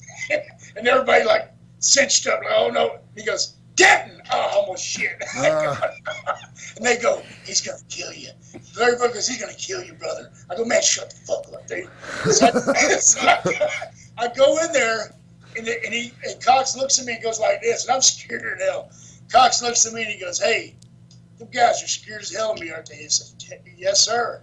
He goes, well, look, I want you to help me with this. I want to pull a rib on them. I go, you hear me? I go, yes, sir. I was scared not to. You kidding? I go, he goes, okay. He goes, okay, so when we go back out, you got to finish? Yeah, he goes, we go back out. He says, I'm going to chew your ass, when you turn around, I'm going to kick you in the ass. You turn around, grab a chair, and throw it at me. Don't worry, I'll duck. Yeah. And then Ted Oates will break us up. I go, okay, you sure? He goes, yeah. So then he did it, man. He kicked me in the ass, turned around, threw the chair at his ass, bounced off the wall. Watts come running out of there. He was all pissed off at us. That's and then great. Oates got in between us. I said, you ever kick me again like that, Carl Cox? Let me chase. When I got back, those guys said, you crazy, man. That man's going to kill you. Yeah. He had him scared to death, man. You know, when I read that, Len, you know what occurred to me was, do you think maybe more than trying to rib the boys, he was trying to give you kind of an endorsement and you know, lift you up in the eyes of the rest of the locker room? I think he was opening, kind of like, okay, kid, accepting me. Yeah, exactly. The other guys, too. They're starting to accept this kid. Come on, he's one of us. Exactly. He wouldn't have put me in that rib. That was what I took from that story. I got you. I felt that way too later. Sean, I'll tell you one. I don't know if it's in my book or not. I don't remember, but one was Harley Race, right? Yeah. I was booking in Kansas City, my first booking job, right? Harley and Gimmick. And so I was there, and they sent us to. I've been booking about 6 months, and they sent us to way across Kansas, some a fair date, right? And I heard that they get $10,000 a year for this one particular fair date, which is great money, right? And so we go there, and it's dusty. It's outside show. I had to work in the first match. The Geigo had the damn card cut down so far. I worked the first match and a tag match and then a battle royal. Yeah. Okay? 3 times, and there's no shower. It's 300 miles home. So I come out of there, and I look at Tony, you know, my partner, Tony Anthony. Yes. And Geigo pulls up in his Cadillac right before we're getting ready to leave, and he goes, hey, guys, Lenny. I said, yes, sir. He says, can you do me a favor? I said, what? He goes, the newscaster up there, he wants to, in the ring, he wants to do an interview. Can you go do an interview for him? So plug for next year's show. I go, you want me to wash the damn dishes too before I leave, Bob? He goes, get your ass up here and do the ass. Okay. So I went over there, right? And I'm leaning against the ring, Sean, and this guy comes over to me and he goes, Mr. Grappler, can you do me a favor? I go, what? He says, when I hit the call letters on the station, can you come in and pick me up like you're going to slam me and turn my head toward the camera so I can close out like that and look great for news tonight? I go, yeah, no problem, dude. I'll do it. Okay. Yeah. So I was waiting like this. I'm leaning against the ring, and the guy opens up the interview like this. Hey, everybody, we're at the fair here, channel whatever. And he goes, hey, you know, we had a good fun night tonight because everybody knows wrestling's fake. Oh, hell no.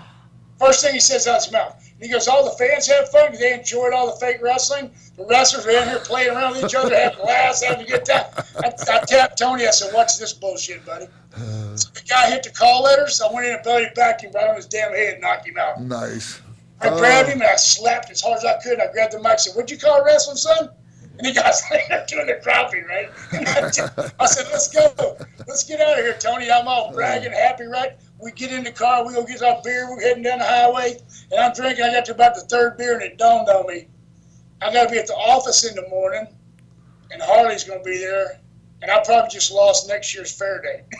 Maybe. I said, he's going to kill me. Harley's going to kill my ass. All of a sudden, the party stopped. I'm like, oh, shit. All the way home. So the next morning, I went in the office. This is a true story.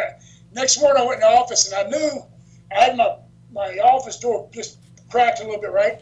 And I heard somebody come in, and I seen that his briefcase go by. He had a cowhide briefcase. I went, oh, shit, he's here, right? He gets all the way to the back in his office. I hear him go, Lenny, get your ass down here. I went, oh, God, here we go. So I go down there, and Harley squints his eyes and look at you smoking that cigarette. Yep. He goes, what the hell happened at that fair? I said, Roddy, I said, hey, Harley, listen, brother. Just like this. Before you start kicking my ass, let me explain myself. He goes, yeah, okay, it better be good, boy. So I told him exactly what happened. Yeah. He takes about 2 more drags. He looks at me and goes like this. Next time my asshole says that, you need to pull his eye out or something or break his damn arm, boy. Good job. That's what he told me. Next time somebody says something like that, you break his arm or pull his eye out. Yeah. He goes, good job, Lenny, good job. Thanks for protecting the business. Wow. Thank you, Lord. Lenny, when you finally put the hood on, tell me about going from not wearing a hood to all of a sudden having to work with one of those damn things on. I worked one time with the hood on, and I'll never do it again. Well, I tell you, those kind used to get at K&H. K&H, yeah. God, they choked me to death. Terrible. Somebody gets you in a headlock and you have it all turned and everything. They're the ones that look like the old Mr. Wrestling 2 mask. That kind. I couldn't wear those either, man. It choked me to death. But then I got the one that fitted to your face and it tightens up in your nose. You know, it's not pressing hard, messing your sinuses. But how it happened was I was in Charlotte at the time, and I actually was getting ready to quit the business. I said, I'll try to get a break. It's almost 5 years now. I said, I'm going to do this run because my first wife was from there.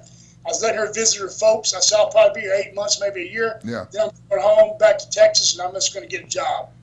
And I was there in Norfolk, Virginia, and I was walking down the hall, coming back from the gym at the hotel where all the boys were at, and Gene Lewis goes, hey, Lenny, yells at his door as I walk by. He goes, come here. He said, I got Buck Robley on the phone, and he wants to talk to you about a spot. I said, where at? He said, Mid-South. So that's when Mid-South was really hot with Junkyard Dog and all Free Birds and everything. And I talked to him. He goes, Lenny, you wear a mask, don't you? And I go, yeah, I wear a mask. But I wore some in Atlanta for only some, I call myself the challenger. Yeah. Just to do jobs, Yeah, just so you can do the job and work twice, one with the hood and one without the hood, and get paid once. One day I worked 7 times because of that. And how many did you get paid 7 times? 7 times. I worked twice on the let's see, it was 2 times on the Atlanta TV. Yeah. I worked 2 times on the Columbus TV, like it's 3 o'clock show they have. And then I went to a spot show, and I worked the first match, then with the mask, and I worked the Battle Royal 7 times. Yeah. I worked one day. So how many times did you get paid for those 7 matches you had? 1 time per show. Yeah, of course, right? Good deal. Coming. Good deal for the promoter. Look at all the experience you're getting, kid. Yeah, right. And the boot came along with the mask. Is that right? I was going to say, so what happened was when Robley talked to me, he goes, what do you call yourself? And Don Kernoodle, I don't know if you know him. Yeah, of course. Me and him had just talked about this like 2 days before on the road. He said, if I ever wore a mask, I'd call myself the Grappler. I go, why? He goes, oh, it's Greek. It means wrestler in Greek or some bunch of shit. So when he said that, that's the only thing that popped in my head. I just went, I call myself the Grappler. That's a pretty good name. Okay. It's a great name. That's a great name. Kernoodle shit. Yeah. Don Kernoodle. That's how that happened. And then when I got there, Bill Watts says, okay, we're going to do this thing. Like they used to have a guy there called Mr. X, Dr. X. And he had the loaded boot years before me. Right. And they were just bringing it back, so they did it with me.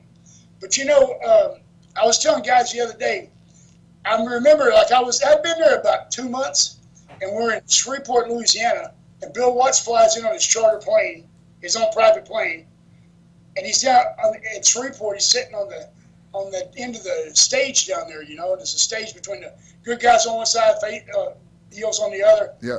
And so I'm working with Orndorff that night, and he says, I see Watts. When the hell's Watts here? It ain't TV tomorrow. Why is he here? Orndorff, thank God for Paul, he slipped around. Back then you get fired if they catch you doing this. He slipped around and got into the heel side. He said, Lenny, come here. I go, what's up? He goes, brother, you know why Watts is here? Watts told me this just a while ago. He's here to watch our match tonight. He said, if you don't like what he sees, he said, if he likes what he's going to see, he's going to push you. Yeah. If he don't, he's going to give you a notice. I said, no shit, Paul. He goes, yeah. I go, brother, let me call the match. And we went 30 minutes through that night. And then after that, Paul come over and says, hey, he liked it, brother. He's going to give you the push. Nice. So it worked out. I appreciate it. But, man, I didn't realize. Yeah. So in your book, you talk about, and this must have been in your first trip, or maybe it was this trip to Mid-South you're talking about. You thought you were doing really good, and Bill Watts brings you in and tells you, like, you're talented, basically, and you're doing really good, but, you're not quite there yet, and you need to leave to get to the next level. Yeah. That was the first time I was there. Yeah. That was the first time because I got the size. I'd been really training hard. I looked the part and all, but I needed more experience, And so it just moved me on. That's when he said, "Yeah, I can get you anywhere." And that's something that guys, today I think should keep in mind. Like that he was right.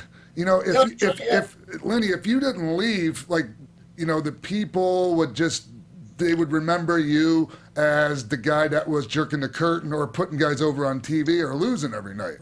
Exactly. Exactly. So you have to go away and come back, with a different look or a hood or whatever. Yeah. Right. So. I went to Mid-South one time after the Grappler thing. That's the Dirty White Boys. And I was going to get to that. The Dirty White Boys. Get over good in Mid-South. And Watts kept trying to get me to. He goes, "You know what?" He said, "You're not doing this gimmick the right way." He said, "You're the Dirty White Boys. You need to roll around in the dirt and get grease all over your face and all over you before you do promos." I go, "What?" I'm not doing that. I just didn't feel comfortable doing that. We're supposed to be like bikers. We're supposed to be like dirty guys, like guys, homeless people. You know what I mean? Yeah. So, but and one other time, Len, you and I am skipping around here, but you complained to Bill about not getting paid enough because somebody else was getting paid more than you. What a mistake that was. Yeah. I always knock the Ultimate Warrior about his thing in WWE, but it wasn't quite the same money that I left on. Right. But I was in the Superdome and I worked with Junkyard Dog, right? And I know the dog was bragging about getting $5,000 payoff. Yep. That one show. And so I got my check for the whole week, and I think he gave me $2,000. Yeah. So which is that's pretty damn good money. Go ahead. I'm sorry, I was just going to interject. That's pretty good. That's pretty damn good money for the time. Oh yeah, I was averaging $3,000 a week. Okay, at that time, way back then. And so I had a house paid for, I had a Lincoln paid for, and a brand new Silverado pickup paid for, and cash in the bank. Yeah. That wasn't enough, though, of course. And so I'm riding from a trip. I had Dusty with me. And I go, "Dusty," and I tell Dusty about it. I'm bitching about it. Dusty goes, "Baby, let me ask you something, baby." That's what he goes, "How old are you?" I said, 21. He goes, 21, baby. "You know anybody?" He said, "How much you averaging a week?" I said, "About $3,000. He goes, "You know any of your friends, 21, average $3,000 a week?" I go, "No." He goes, "I think I'd be quiet, baby." Yeah. And just go ahead and work the shows. I go, "No, man, I ain't letting that guy treat my ass like that." Dusty, hell no. I thought I knew more than everybody. Well, so then we got a call. Then Ole wanted us in, me and Scott Irwin, the Super Destroyer. He wanted us, he was going to bring us to Charlotte, and we're going to work an angle with the Youngbloods, and we were going to take the world title, tag titles. I said, "Okay, yeah, we'll make more money." That was a big con just to get me out of the territory. I got there. The last week I worked for, I was here about 2 months, and my check right before I left was $300. The whole check. The big $300. And I put in 3,000 miles to make that. I went into Ole. Ole's such a nice guy. I went to Ole and said, "Ole, look." I threw the check down in his office. And I go, "Hey," on his desk. I said, "I can't feed my family with this shit like this, buddy." He goes, "Then let them starve." He goes, "You know what? You can jump across this desk. You can start kicking on my ass, but it ain't getting you nowhere, kid. You screwed up." And I said, he said, "Go back and think about it." I go, "Yeah, he was right, though." He was right. That's a really tough way to learn that lesson, Len. Yeah, it's a hard way. Yeah, it's a hard way to learn it, yeah. And sometimes we do have to learn lessons from assholes. Yeah, exactly. Hey, that's what I mean. If they're here for something, let it be for that. So. I got you, boss. Oh, wow, man. So, hey, Len, when you decided, okay, we're going to do this boot gimmick that Dr. X did, he did the loaded boot thing too, right? Now, I always thought that there must be something about the boots that at least kept, it looked like they were, one was, had a bigger sole than the other, but I assumed that, the other boot had to be like similar, else you'd be lopsided. But I guess you walked around lopsided all those years. Did that screw you? That's what's wrong with me. Did that screw your back up? Did that screw your back up? On the other side, on my left boot, the same size sole's on the inside. Oh, good. It's on the outside of the other one. Good, because in your book, balanced. But you know what I got really good on that one? Yeah.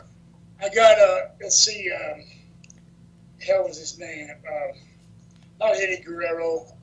Art Barr? No, not it was Guerrero, the older one. Hector? Chavo, Mondo, Hector. Chavo Guerrero. Yeah. We were working for Florida. Tully. No, I was in Tully. I was in Florida with him, but with Tully Blanchard, right? And in his territory. So I'm sitting in the dressing room, and my dad comes in. My dad was running.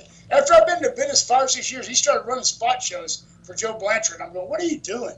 He said, I like doing this stuff, man. I go, okay, whatever. Right. So, but my dad actually had one leg shorter than the other from when he was a kid where he had an accident. So he limped.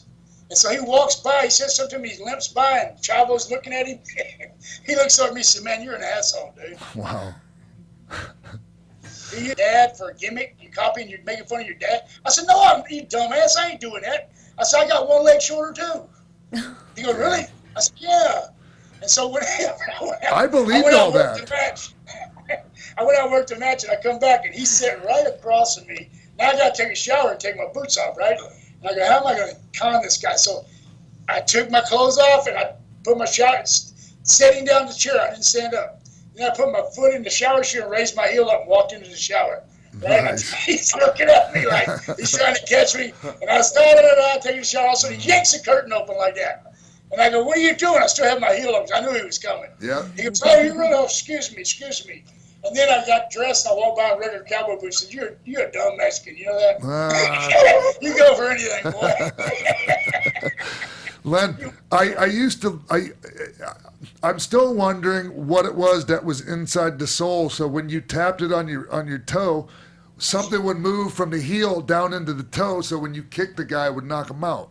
Now I believed all that, even though I was pretty sure wrestling was a work. I still was caught up in that whole deal because you got it over, and everybody sold the hell out of it. The greatest one I ever heard a fan come up with, I thought this is good. He goes, I know how you do that, grappler. I know exactly what's in that boot. I go, what is it, buddy? He goes, when you tap that toe, it heats up, and you got like mercury in the back, and it all goes toward the front. That was it. I go, really? I said, that's a good. You're right. How did he know? How did he know? Wow, did somebody stooge it off? No. So I remember because I was there at the Sportatorium at TV this morning, or this one morning, and Billy Jack got the boot away from you and sawed the sole off on TV. And I was waiting to find out what was inside it. Yeah, I was waiting to find out. So he exposed the boot as not having anything inside of it. I didn't understand that. That was dumb. It was stupid. I remember when I left there, I'm trying to think, because I remember that Eddie Guerrero was working there, and the Cuban assassin, Dave Sierra. Yeah, Dave Sierra, no more. They said, can you leave the boot? Can you leave the boot here? And we're going to have a match over there. So they had a match where they put the boot on a pole. Yeah. Okay, and they fight and get the boot in my boot. So I was booked in Dallas for Fritz, right? And so the guy comes in and brings me a program, and I'm in the first match in Dallas, and my boot's in the main event in Tampa. Nice. I mean, what the hell? Did your boot? Hey, John, they never did send my boot back to him. Sorry, assholes. Yeah. Oh, son of a bitch. $4 pair of boots. I was wondering if your boot ever got a payoff for that, but no, your boot ended up in the trash with a sawed-off heel because I was there and saw it. It's bullshit, Len. I hear you, they still owe you money for that. I know. There goes the crap. Hey, so I was Mark in the booth. I was thinking about this match with Len.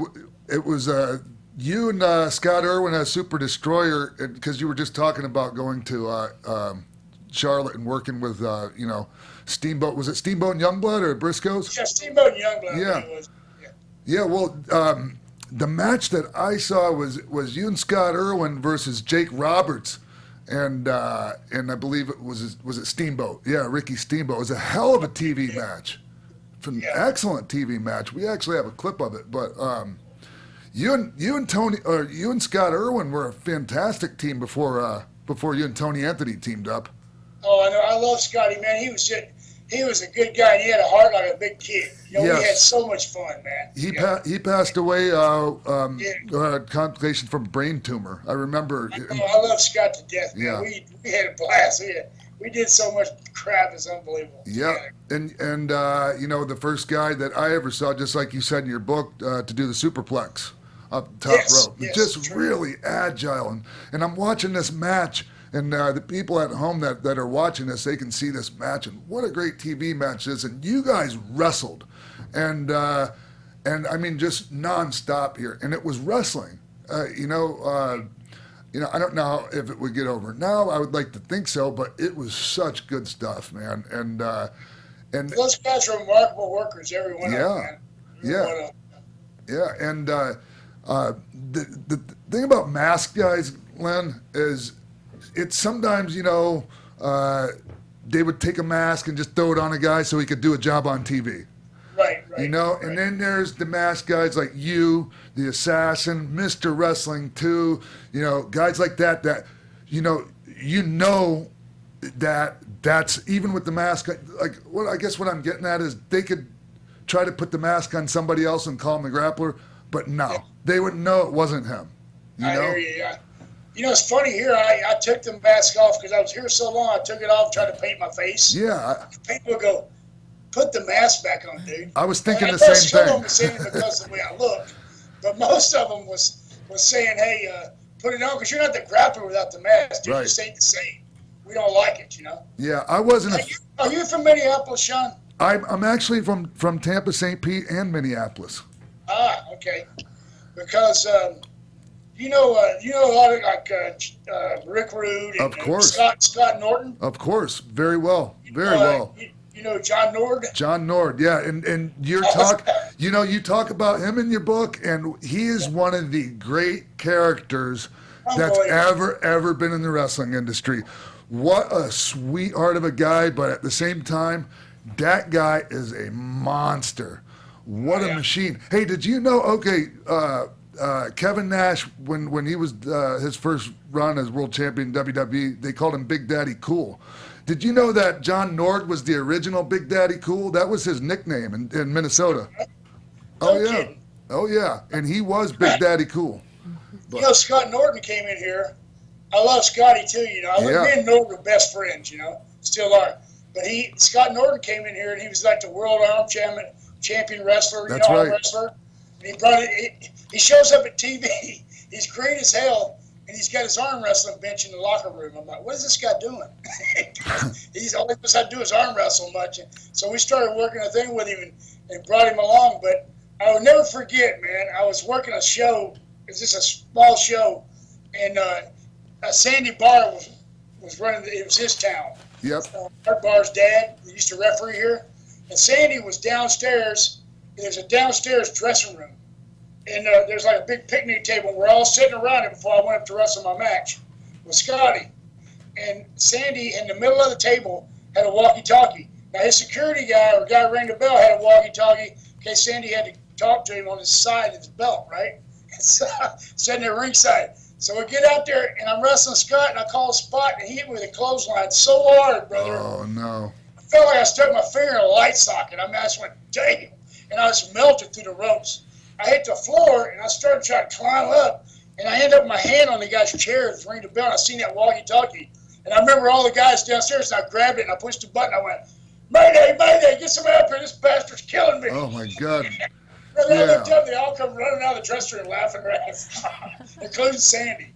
Scott, brother, he was tough. Yes. There's stories about him, just like legendary stories about his days in Minneapolis as barely old enough to be bouncing in the bars and just taking on, 10 guys. I mean, I know it sounds ridiculous and like an exaggeration, but I mean, he was that guy that would clean out a whole bar, like the old Dr. Death Steve Williams stories. Heck yeah, you're right, brother. I believe it with him. Yeah. Do you remember he done those commercials of rhino lures? Yeah. And he had with a big rhino head. I used to call him Rhino. That's what I call him all the time, right? I call him the cement mixer. No kidding. Oh boy. You ever heard from Nord lately? What's Nord been up to? Anybody know? John Nord? Yeah.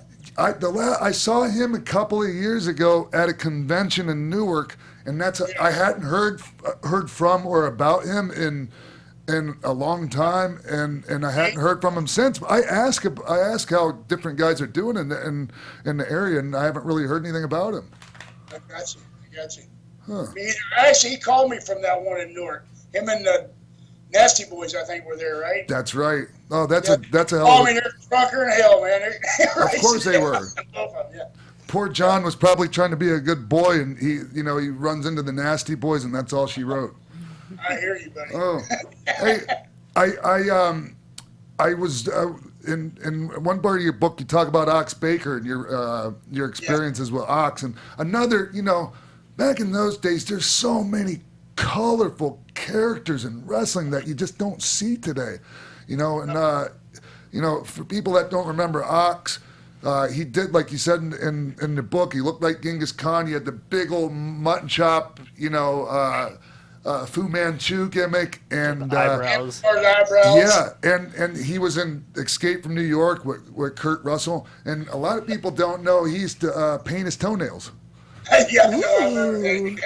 Fancy. He was a classic, man. Yeah. Ox was something else. I never forget Ox one time. I started doing this move where I jump on I slam a guy, jump on the second rope, and come off with an elbow on the guy. Yeah. So Ox seen me do it. We're working in Knoxville. He goes, "Hey, Lenny, brother, you think I can do that?" I said, "Oh, Lord have mercy." Ox was so clumsy, bro. Yes. So the next night, he goes, I see him look back at me. He goes, "Here it comes." He slams the guy. He gets on the second rope, jumps off, lands on his feet, in his ass, and then he drops the elbow. Beautiful. Len, that's exact. When you started this story, that's exactly how I pictured it ending. Exactly. Yes. You know what happened. Yeah, Ox Baker, as far as on, behind the mic, one of the greats. May it rest in peace. Wasn't the greatest in-ring talent, but everybody had their strong suits, Len. And the thing about Ox was he was the one, and this is before people even really thought about things like this. He was the one that told you to get a catchphrase. Yes, he did. See, without him, I would never had that. Yeah. He goes, "Lenny, you talk okay on TV. I wasn't good as like Ox or Flair or somebody like that. Because you got enough to get your gimmick over good. But he goes, you got to have something they remember you by. Yeah. You just close out and you're done." He goes, "Oh, I'm gonna have a cage match and that or something like that." So then he's thought about that for 2 weeks, and I remember he used to snap his fingers like this right down the road. Piper used to do that. I don't know where that comes from. Yes. I'm trying to think of something, right? Finally, he looks at me, he goes, I got in to go some show with him after about a couple of weeks, and he goes, "I got you, kid. I got you." You know how deep his voice was, right? Yes. "They got a name for you when you're the greatest wrestler in wrestling today. They don't call you a great wrestler. They call you the grappler. Beat me if you can." He goes, "Go like that." I said, "You do that, Ox." He got surprised. It was great. I loved it. That is great. I've been using that ever since, Yeah.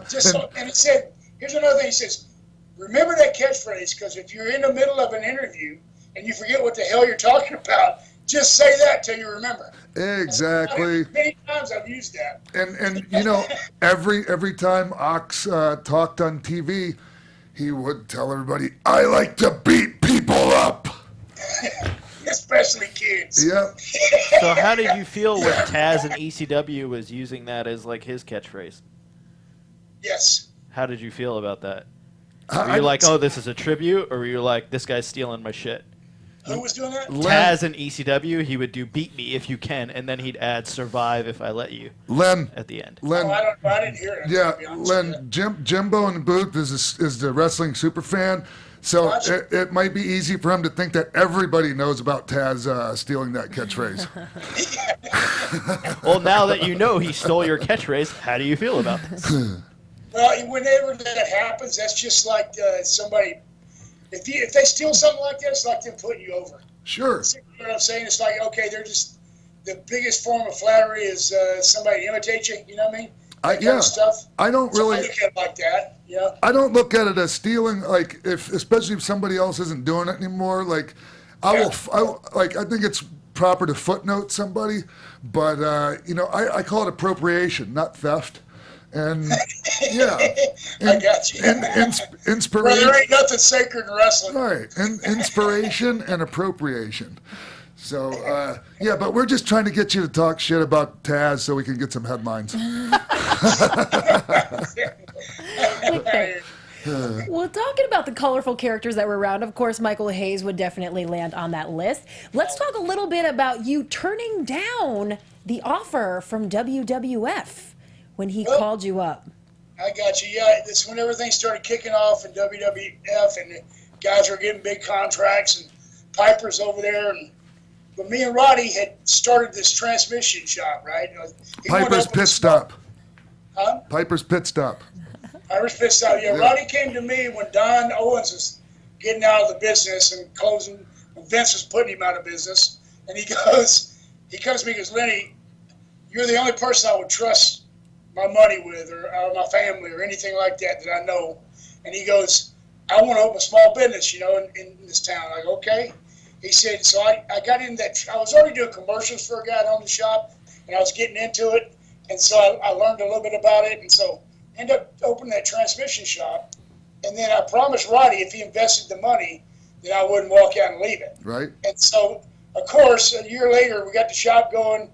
He invested money to buy the property and everything, and then Michael Hayes called me. Hey, Lenny, we got a spot for you over here.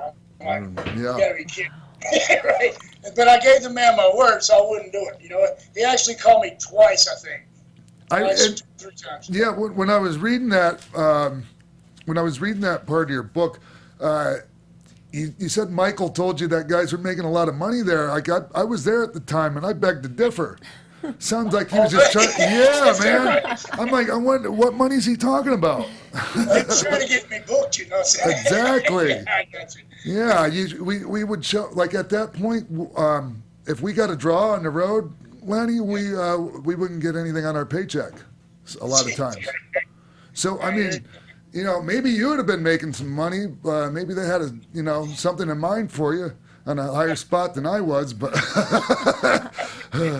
oh, that was buttermilk run at the time. You made the right decision, Len. Yeah, maybe so. Oh, you did. You did. Oh, so I guess we'll fast forward to the Portland days, and you talk about Dynamite Kid. How did you feel about Dynamite? Did a lot of people, have told me stories, about his ribs and just he was a dark, kind of a dark soul. And what was your experience with Dynamite? Well, Dynamite, when I first met him, I was doing a tour in Germany. Yeah. And him and Bret Hart were over there. And I met him and Bret at the same time. And we almost fought the first time we met, me and Dynamite. Because Moose Morawski, I don't know if you know who I that know is. Moose. Moose is from Vancouver. Yes, he is. Yeah. Moose got me booked over there out of Charlotte. And he was there. And when I remember in Charlotte, he just bragged about Dynamite Kid. Oh, this kid's, wait till you see this guy. He's unbelievable. He can do so many different flips and this and that and all these things. So when he come walking in the dressing room, he weighs about 130 pounds, right? Yeah. I was about 250 at the time. I look at him, I go, is this a little bastard you're telling about right in front of Tommy, right? Tommy goes, he bows up ready to fight, man. Moose had to get between us. I said, hey, calm down, dude. I'm just ribbing. Yeah. Holy shit. And so finally, we got it together. But then we were dressing right beside each other. We hit it off. And then and even to the point where he goes, hey, Lenny, he said, where'd you get those boots you're wearing? I had them made in Houston. He goes, well, can I try them out? So I let him wear them, work a match, right? And he liked them. We were the same size shoe, right? And so he says, he gives me money to leave, to send him some boots, get some orders just like them for him to send him to Calgary, where he's going back to. But we hit it off good, but I know exactly where people are coming from because I've seen the ribs that he's pulled on people. Yeah. He's lucky he hadn't been killed. Right? It's like really pull some heavy stuff, Yeah. Well, eventually it ended up, catching up with him with the, the stuff with Jacques Rougeau. But anyway, but I was always a huge fan of Dynamite's, and he was a big inspiration for my style, and Yeah, here's what Dynamite did for me. Here's the kind of guy on the other side of the coin he could be. I know he's dark one way. So I made those. I went back to Houston. I had those boots made for him, right? Sure. And so the guy gave them to me, and I took them home, and I'm going to mail them to Dynamite in Calgary. Now I have no idea, Sean, I'm ever going to be in Calgary. I ain't planning on going to Calgary, no way. So I go and I get these boots, and I look out in my backyard. I'm in Texas now. Yeah. I'm in a neighbor's backyard, and I got a Shetland pony, so there's horse shit everywhere, right? I go get some dried horse shit and put it in a plastic bag, wrap it up, stick it in one of the boots. I said, hey, brother, I just want to send you some Texas gold. Yeah. Hope you have a good time, and I mailed it to him, right? So about 2 months later, I went to Knoxville. Stuff didn't work out. I get booked. Alex Baker helped me get booked in Calgary. Oh, lovely. I pull up at the apartments where I'm supposed to meet my guys, and the guy on the second floor is Dynamite, and he's looking down at me as I get out of the cab, and he's shaking that bag of shit at me. Oh, he kept it. Oh, no. I said, Tommy, time out, brother. It was just a rib. He said, oh, yeah, you got one coming back, brother. Hello, mate. How you doing? And? But what he did, he was flying out to Japan the next day. And the next day, I forget the guy's Tom Stanton, I think's his name. Tom Stanton was rooming with him.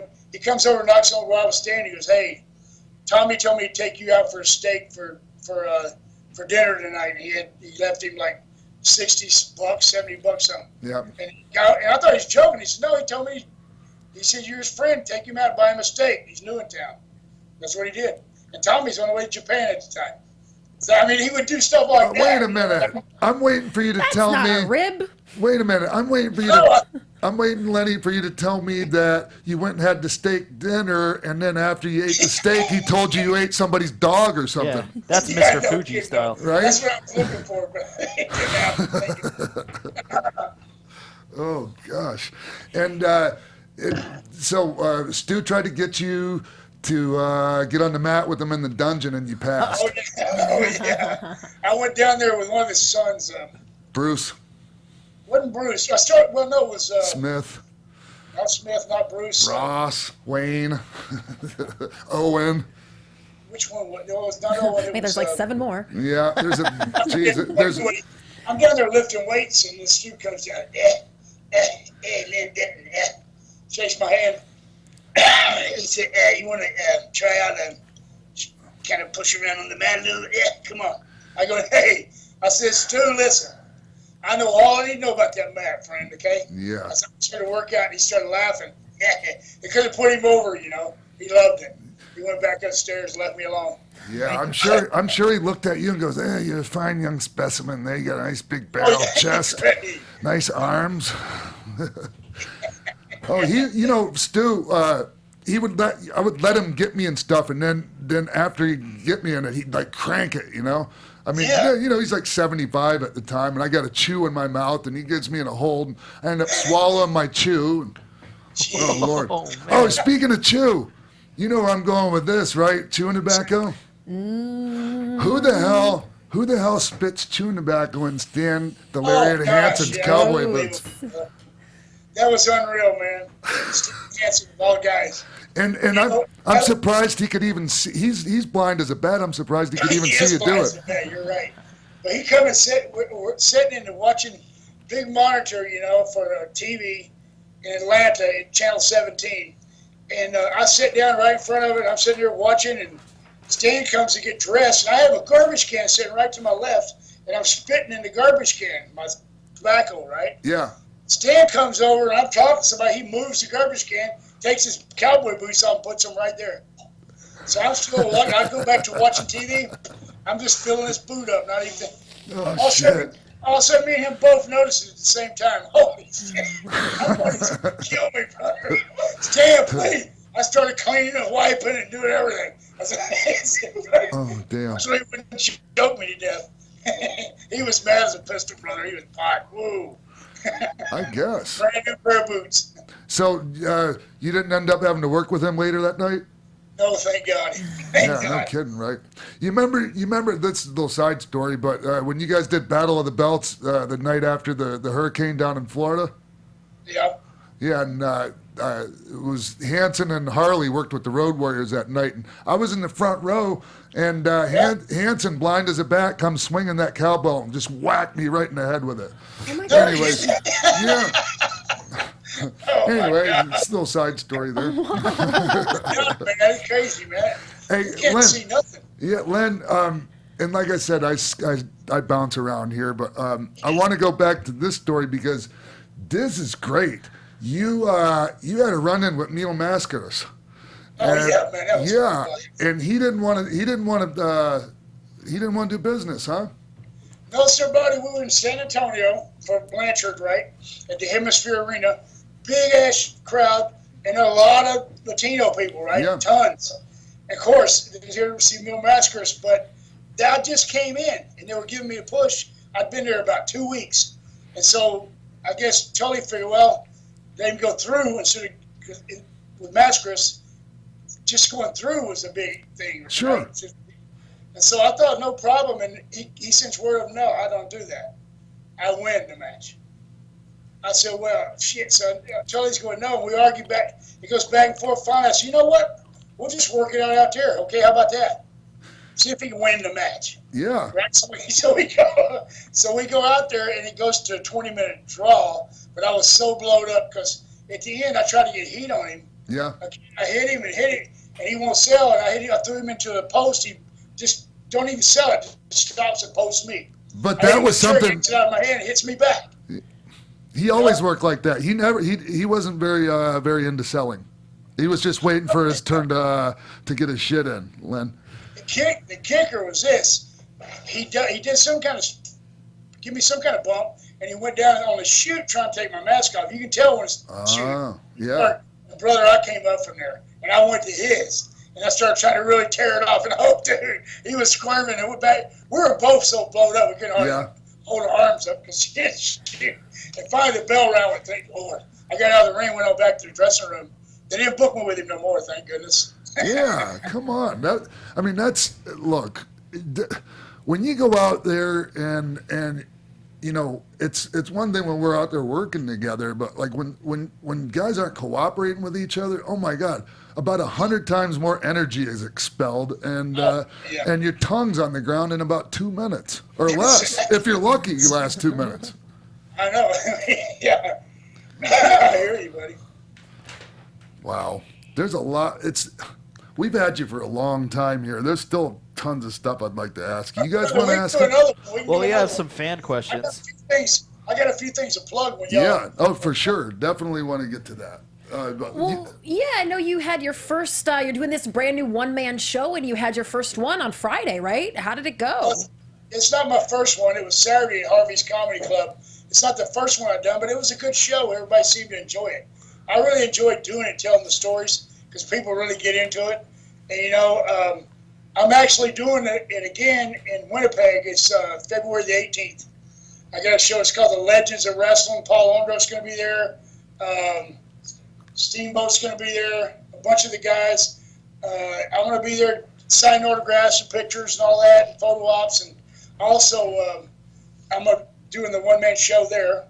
And then in Las Vegas at the Cauliflower Alley Club this year, in the first week of May, I'm doing my show there as well. I secured that today too, so you'll get to see it if you're there. If you guys are at the Cauliflower Alley, I may even put Sean in it. Oh, we should definitely go. He's getting to tell stories as I am. Oh yeah. But I'm sick of my own stories. I'm not sick of yours, Len. We'll make us some new ones, brother. You know what's great though? We got so much. I'll be talking to a guy like you, and all of a sudden it dawns on me. I remember something else that happened on the road. You know what I mean? Yeah. God, there's so much more I want to talk about, and we just don't have time. Damn it, Len. You know, if Lenny's down, we can always do this again real soon. Yes. Would you please come back on, Len? Brother, that's a pleasure. It's been an honor. It's been an honor to talk to you. I just want to plug one more thing. Please. Let everybody know that if they want to, get on my website, okay? And they can buy T-shirts, they can buy the book, they figure out how to order the book there, and then that I'm selling. And then there's you can tap into the YouTube channel for WCWC West Coast Connection wrestling show that I work for and I help write, and all the stuff's there on the website. Okay. Are you, Lenny? Are you writing lots of segments for your backstage interviewer for the shows this weekend? Oh man, Christy, oh yeah, I got her hooked up. Oh, that's good stuff, and people can check that out. The GrapplerLenDenton.com. It's a new site he just set up for me. So. And the book is The Grappler Memoirs of a Masked Madman. And I absolutely love this book. It's a fantastic read. I think anyone, wrestling fan or not, would enjoy it. We read all the books for whoever comes on, Lenny, but this one was really, really enjoyable. I appreciate it, guys. And anytime you want me back, you just let me know. Please, because we didn't even touch on, like, you know, your relationship with Roddy. We barely grazed the surface on that. And there's so many things left I want to talk about. You know, the Von Erichs, just, you know, all the stuff in Portland, the end of Portland, and just really want to have you back on, Len. Okay. Thank you so much. You're one of the greats, and I really look forward to seeing you in person again soon. All right, Sean, take care. And Christy, I'll see you Saturday. Absolutely. Looking forward to it. Thanks, Len. Take care. Thanks. Bye-bye. Bye-bye. Cool. Oh, wow. Gosh, I can't believe that we barely scratched the surface in 60 minutes. We really did. Yeah. And sorry we didn't even get the fan questions in. I'm sorry to the fans. It's okay. We'll save them for next time, guys. Next time. Yeah. Absolutely. And we will be right back on AfterBuzz TV with more X-Pac 12360. Thank you for tuning in to X-Pac 12360. We wanted to take this opportunity to remind you that if you wanted to book Sean X-Pac Waltman for your wrestling show, please send all serious inquiries to showbiz@aol.com. When it comes to Sean X-Pac Waltman, we've got 2 words for you. Book him. Back to you in the studio. Thanks for coming back to hang out with us. We just chatted with Zach Gowen and Len The Grappler Denton, and oh boy, did we have a good combo. Yeah, it was great. I just, when I started the interview, I didn't think I was going to. This is the first person we've interviewed that I was like a big fan of when I was a kid. Mm-hmm. You know, and so I think you could tell. Absolutely, and that's a cool dynamic. Yeah. Okay. I might not have been the smoothest, at delivering some of those questions, but hey, it's real. You did wow, that was great. I feel like that was one of our best There's just so many interviews yet. things. There's just so many things. I have 11, like I said earlier, 11 pages and notes. Well, he's had a 30-year career. Mm-hmm. And I only got about half of them. So well, keep that. Yeah, We're gonna need pick that notebook again. back up off the floor for part 2 with the Grappler, and we'll let you all know when that's gonna go down. Hey, Christy. Yeah. Do we have some breaking news? We do have breaking news. This is happening right now, and this is confirmed by CNBC.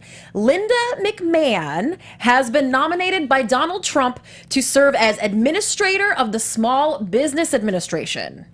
So, yeah, administrator of the Small Business Administration. Lots of administration going down. A little bit, but Linda's ran for office twice before. Yeah. She gave massive millions of dollars of donations to Donald Trump, and we've been speculating about this for quite a while here at AfterBuzz TV. You guys have heard all my reports, and now we know. This is for sure. I just want to be clear now. Confirmed. Awesome. Yeah, good congratulations, for Linda. Linda. I just, I know that... I've said this before, and I'll say it again. Linda McMahon is an amazing woman. She's an awesome human being. And look, people can be unhappy, or maybe that's not the right word to use, about Mr. Trump becoming president. Mm-hmm. But even if you don't like Donald Trump, you want some good people in his cabinet, and in his administration. And Linda McMahon is a great person to be in your administration, in my opinion. I'm biased. I love Linda. So, okay. I love that. Congratulations, Linda. That's great. Well, guys, we are always going to bring you the top breaking news headlines and these juicy interviews. Man, so much good stuff today. Make sure you subscribe to our YouTube channel, like, rate, and comment. We would love a 5-star rating. Let us know what you think about the show. We are also on YouTube as well, youtube.com/AfterBuzzTV. If you are just listening to us, you can see our gorgeous faces too. Tune in. We love that.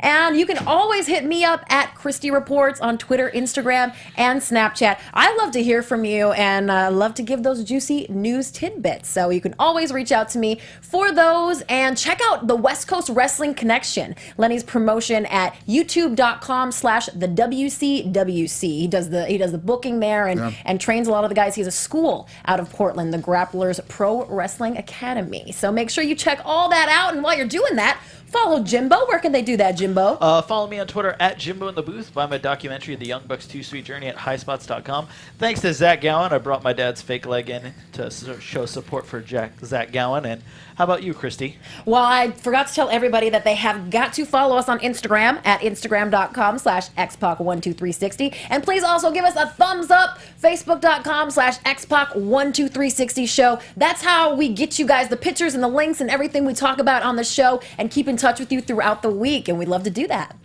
And I'm on Twitter at TheRealXPac. My Instagram is just RealXPac. And thank you for tuning in this week to X-Pac12360 right here on AfterBuzz TV. Good night, everybody, or good night.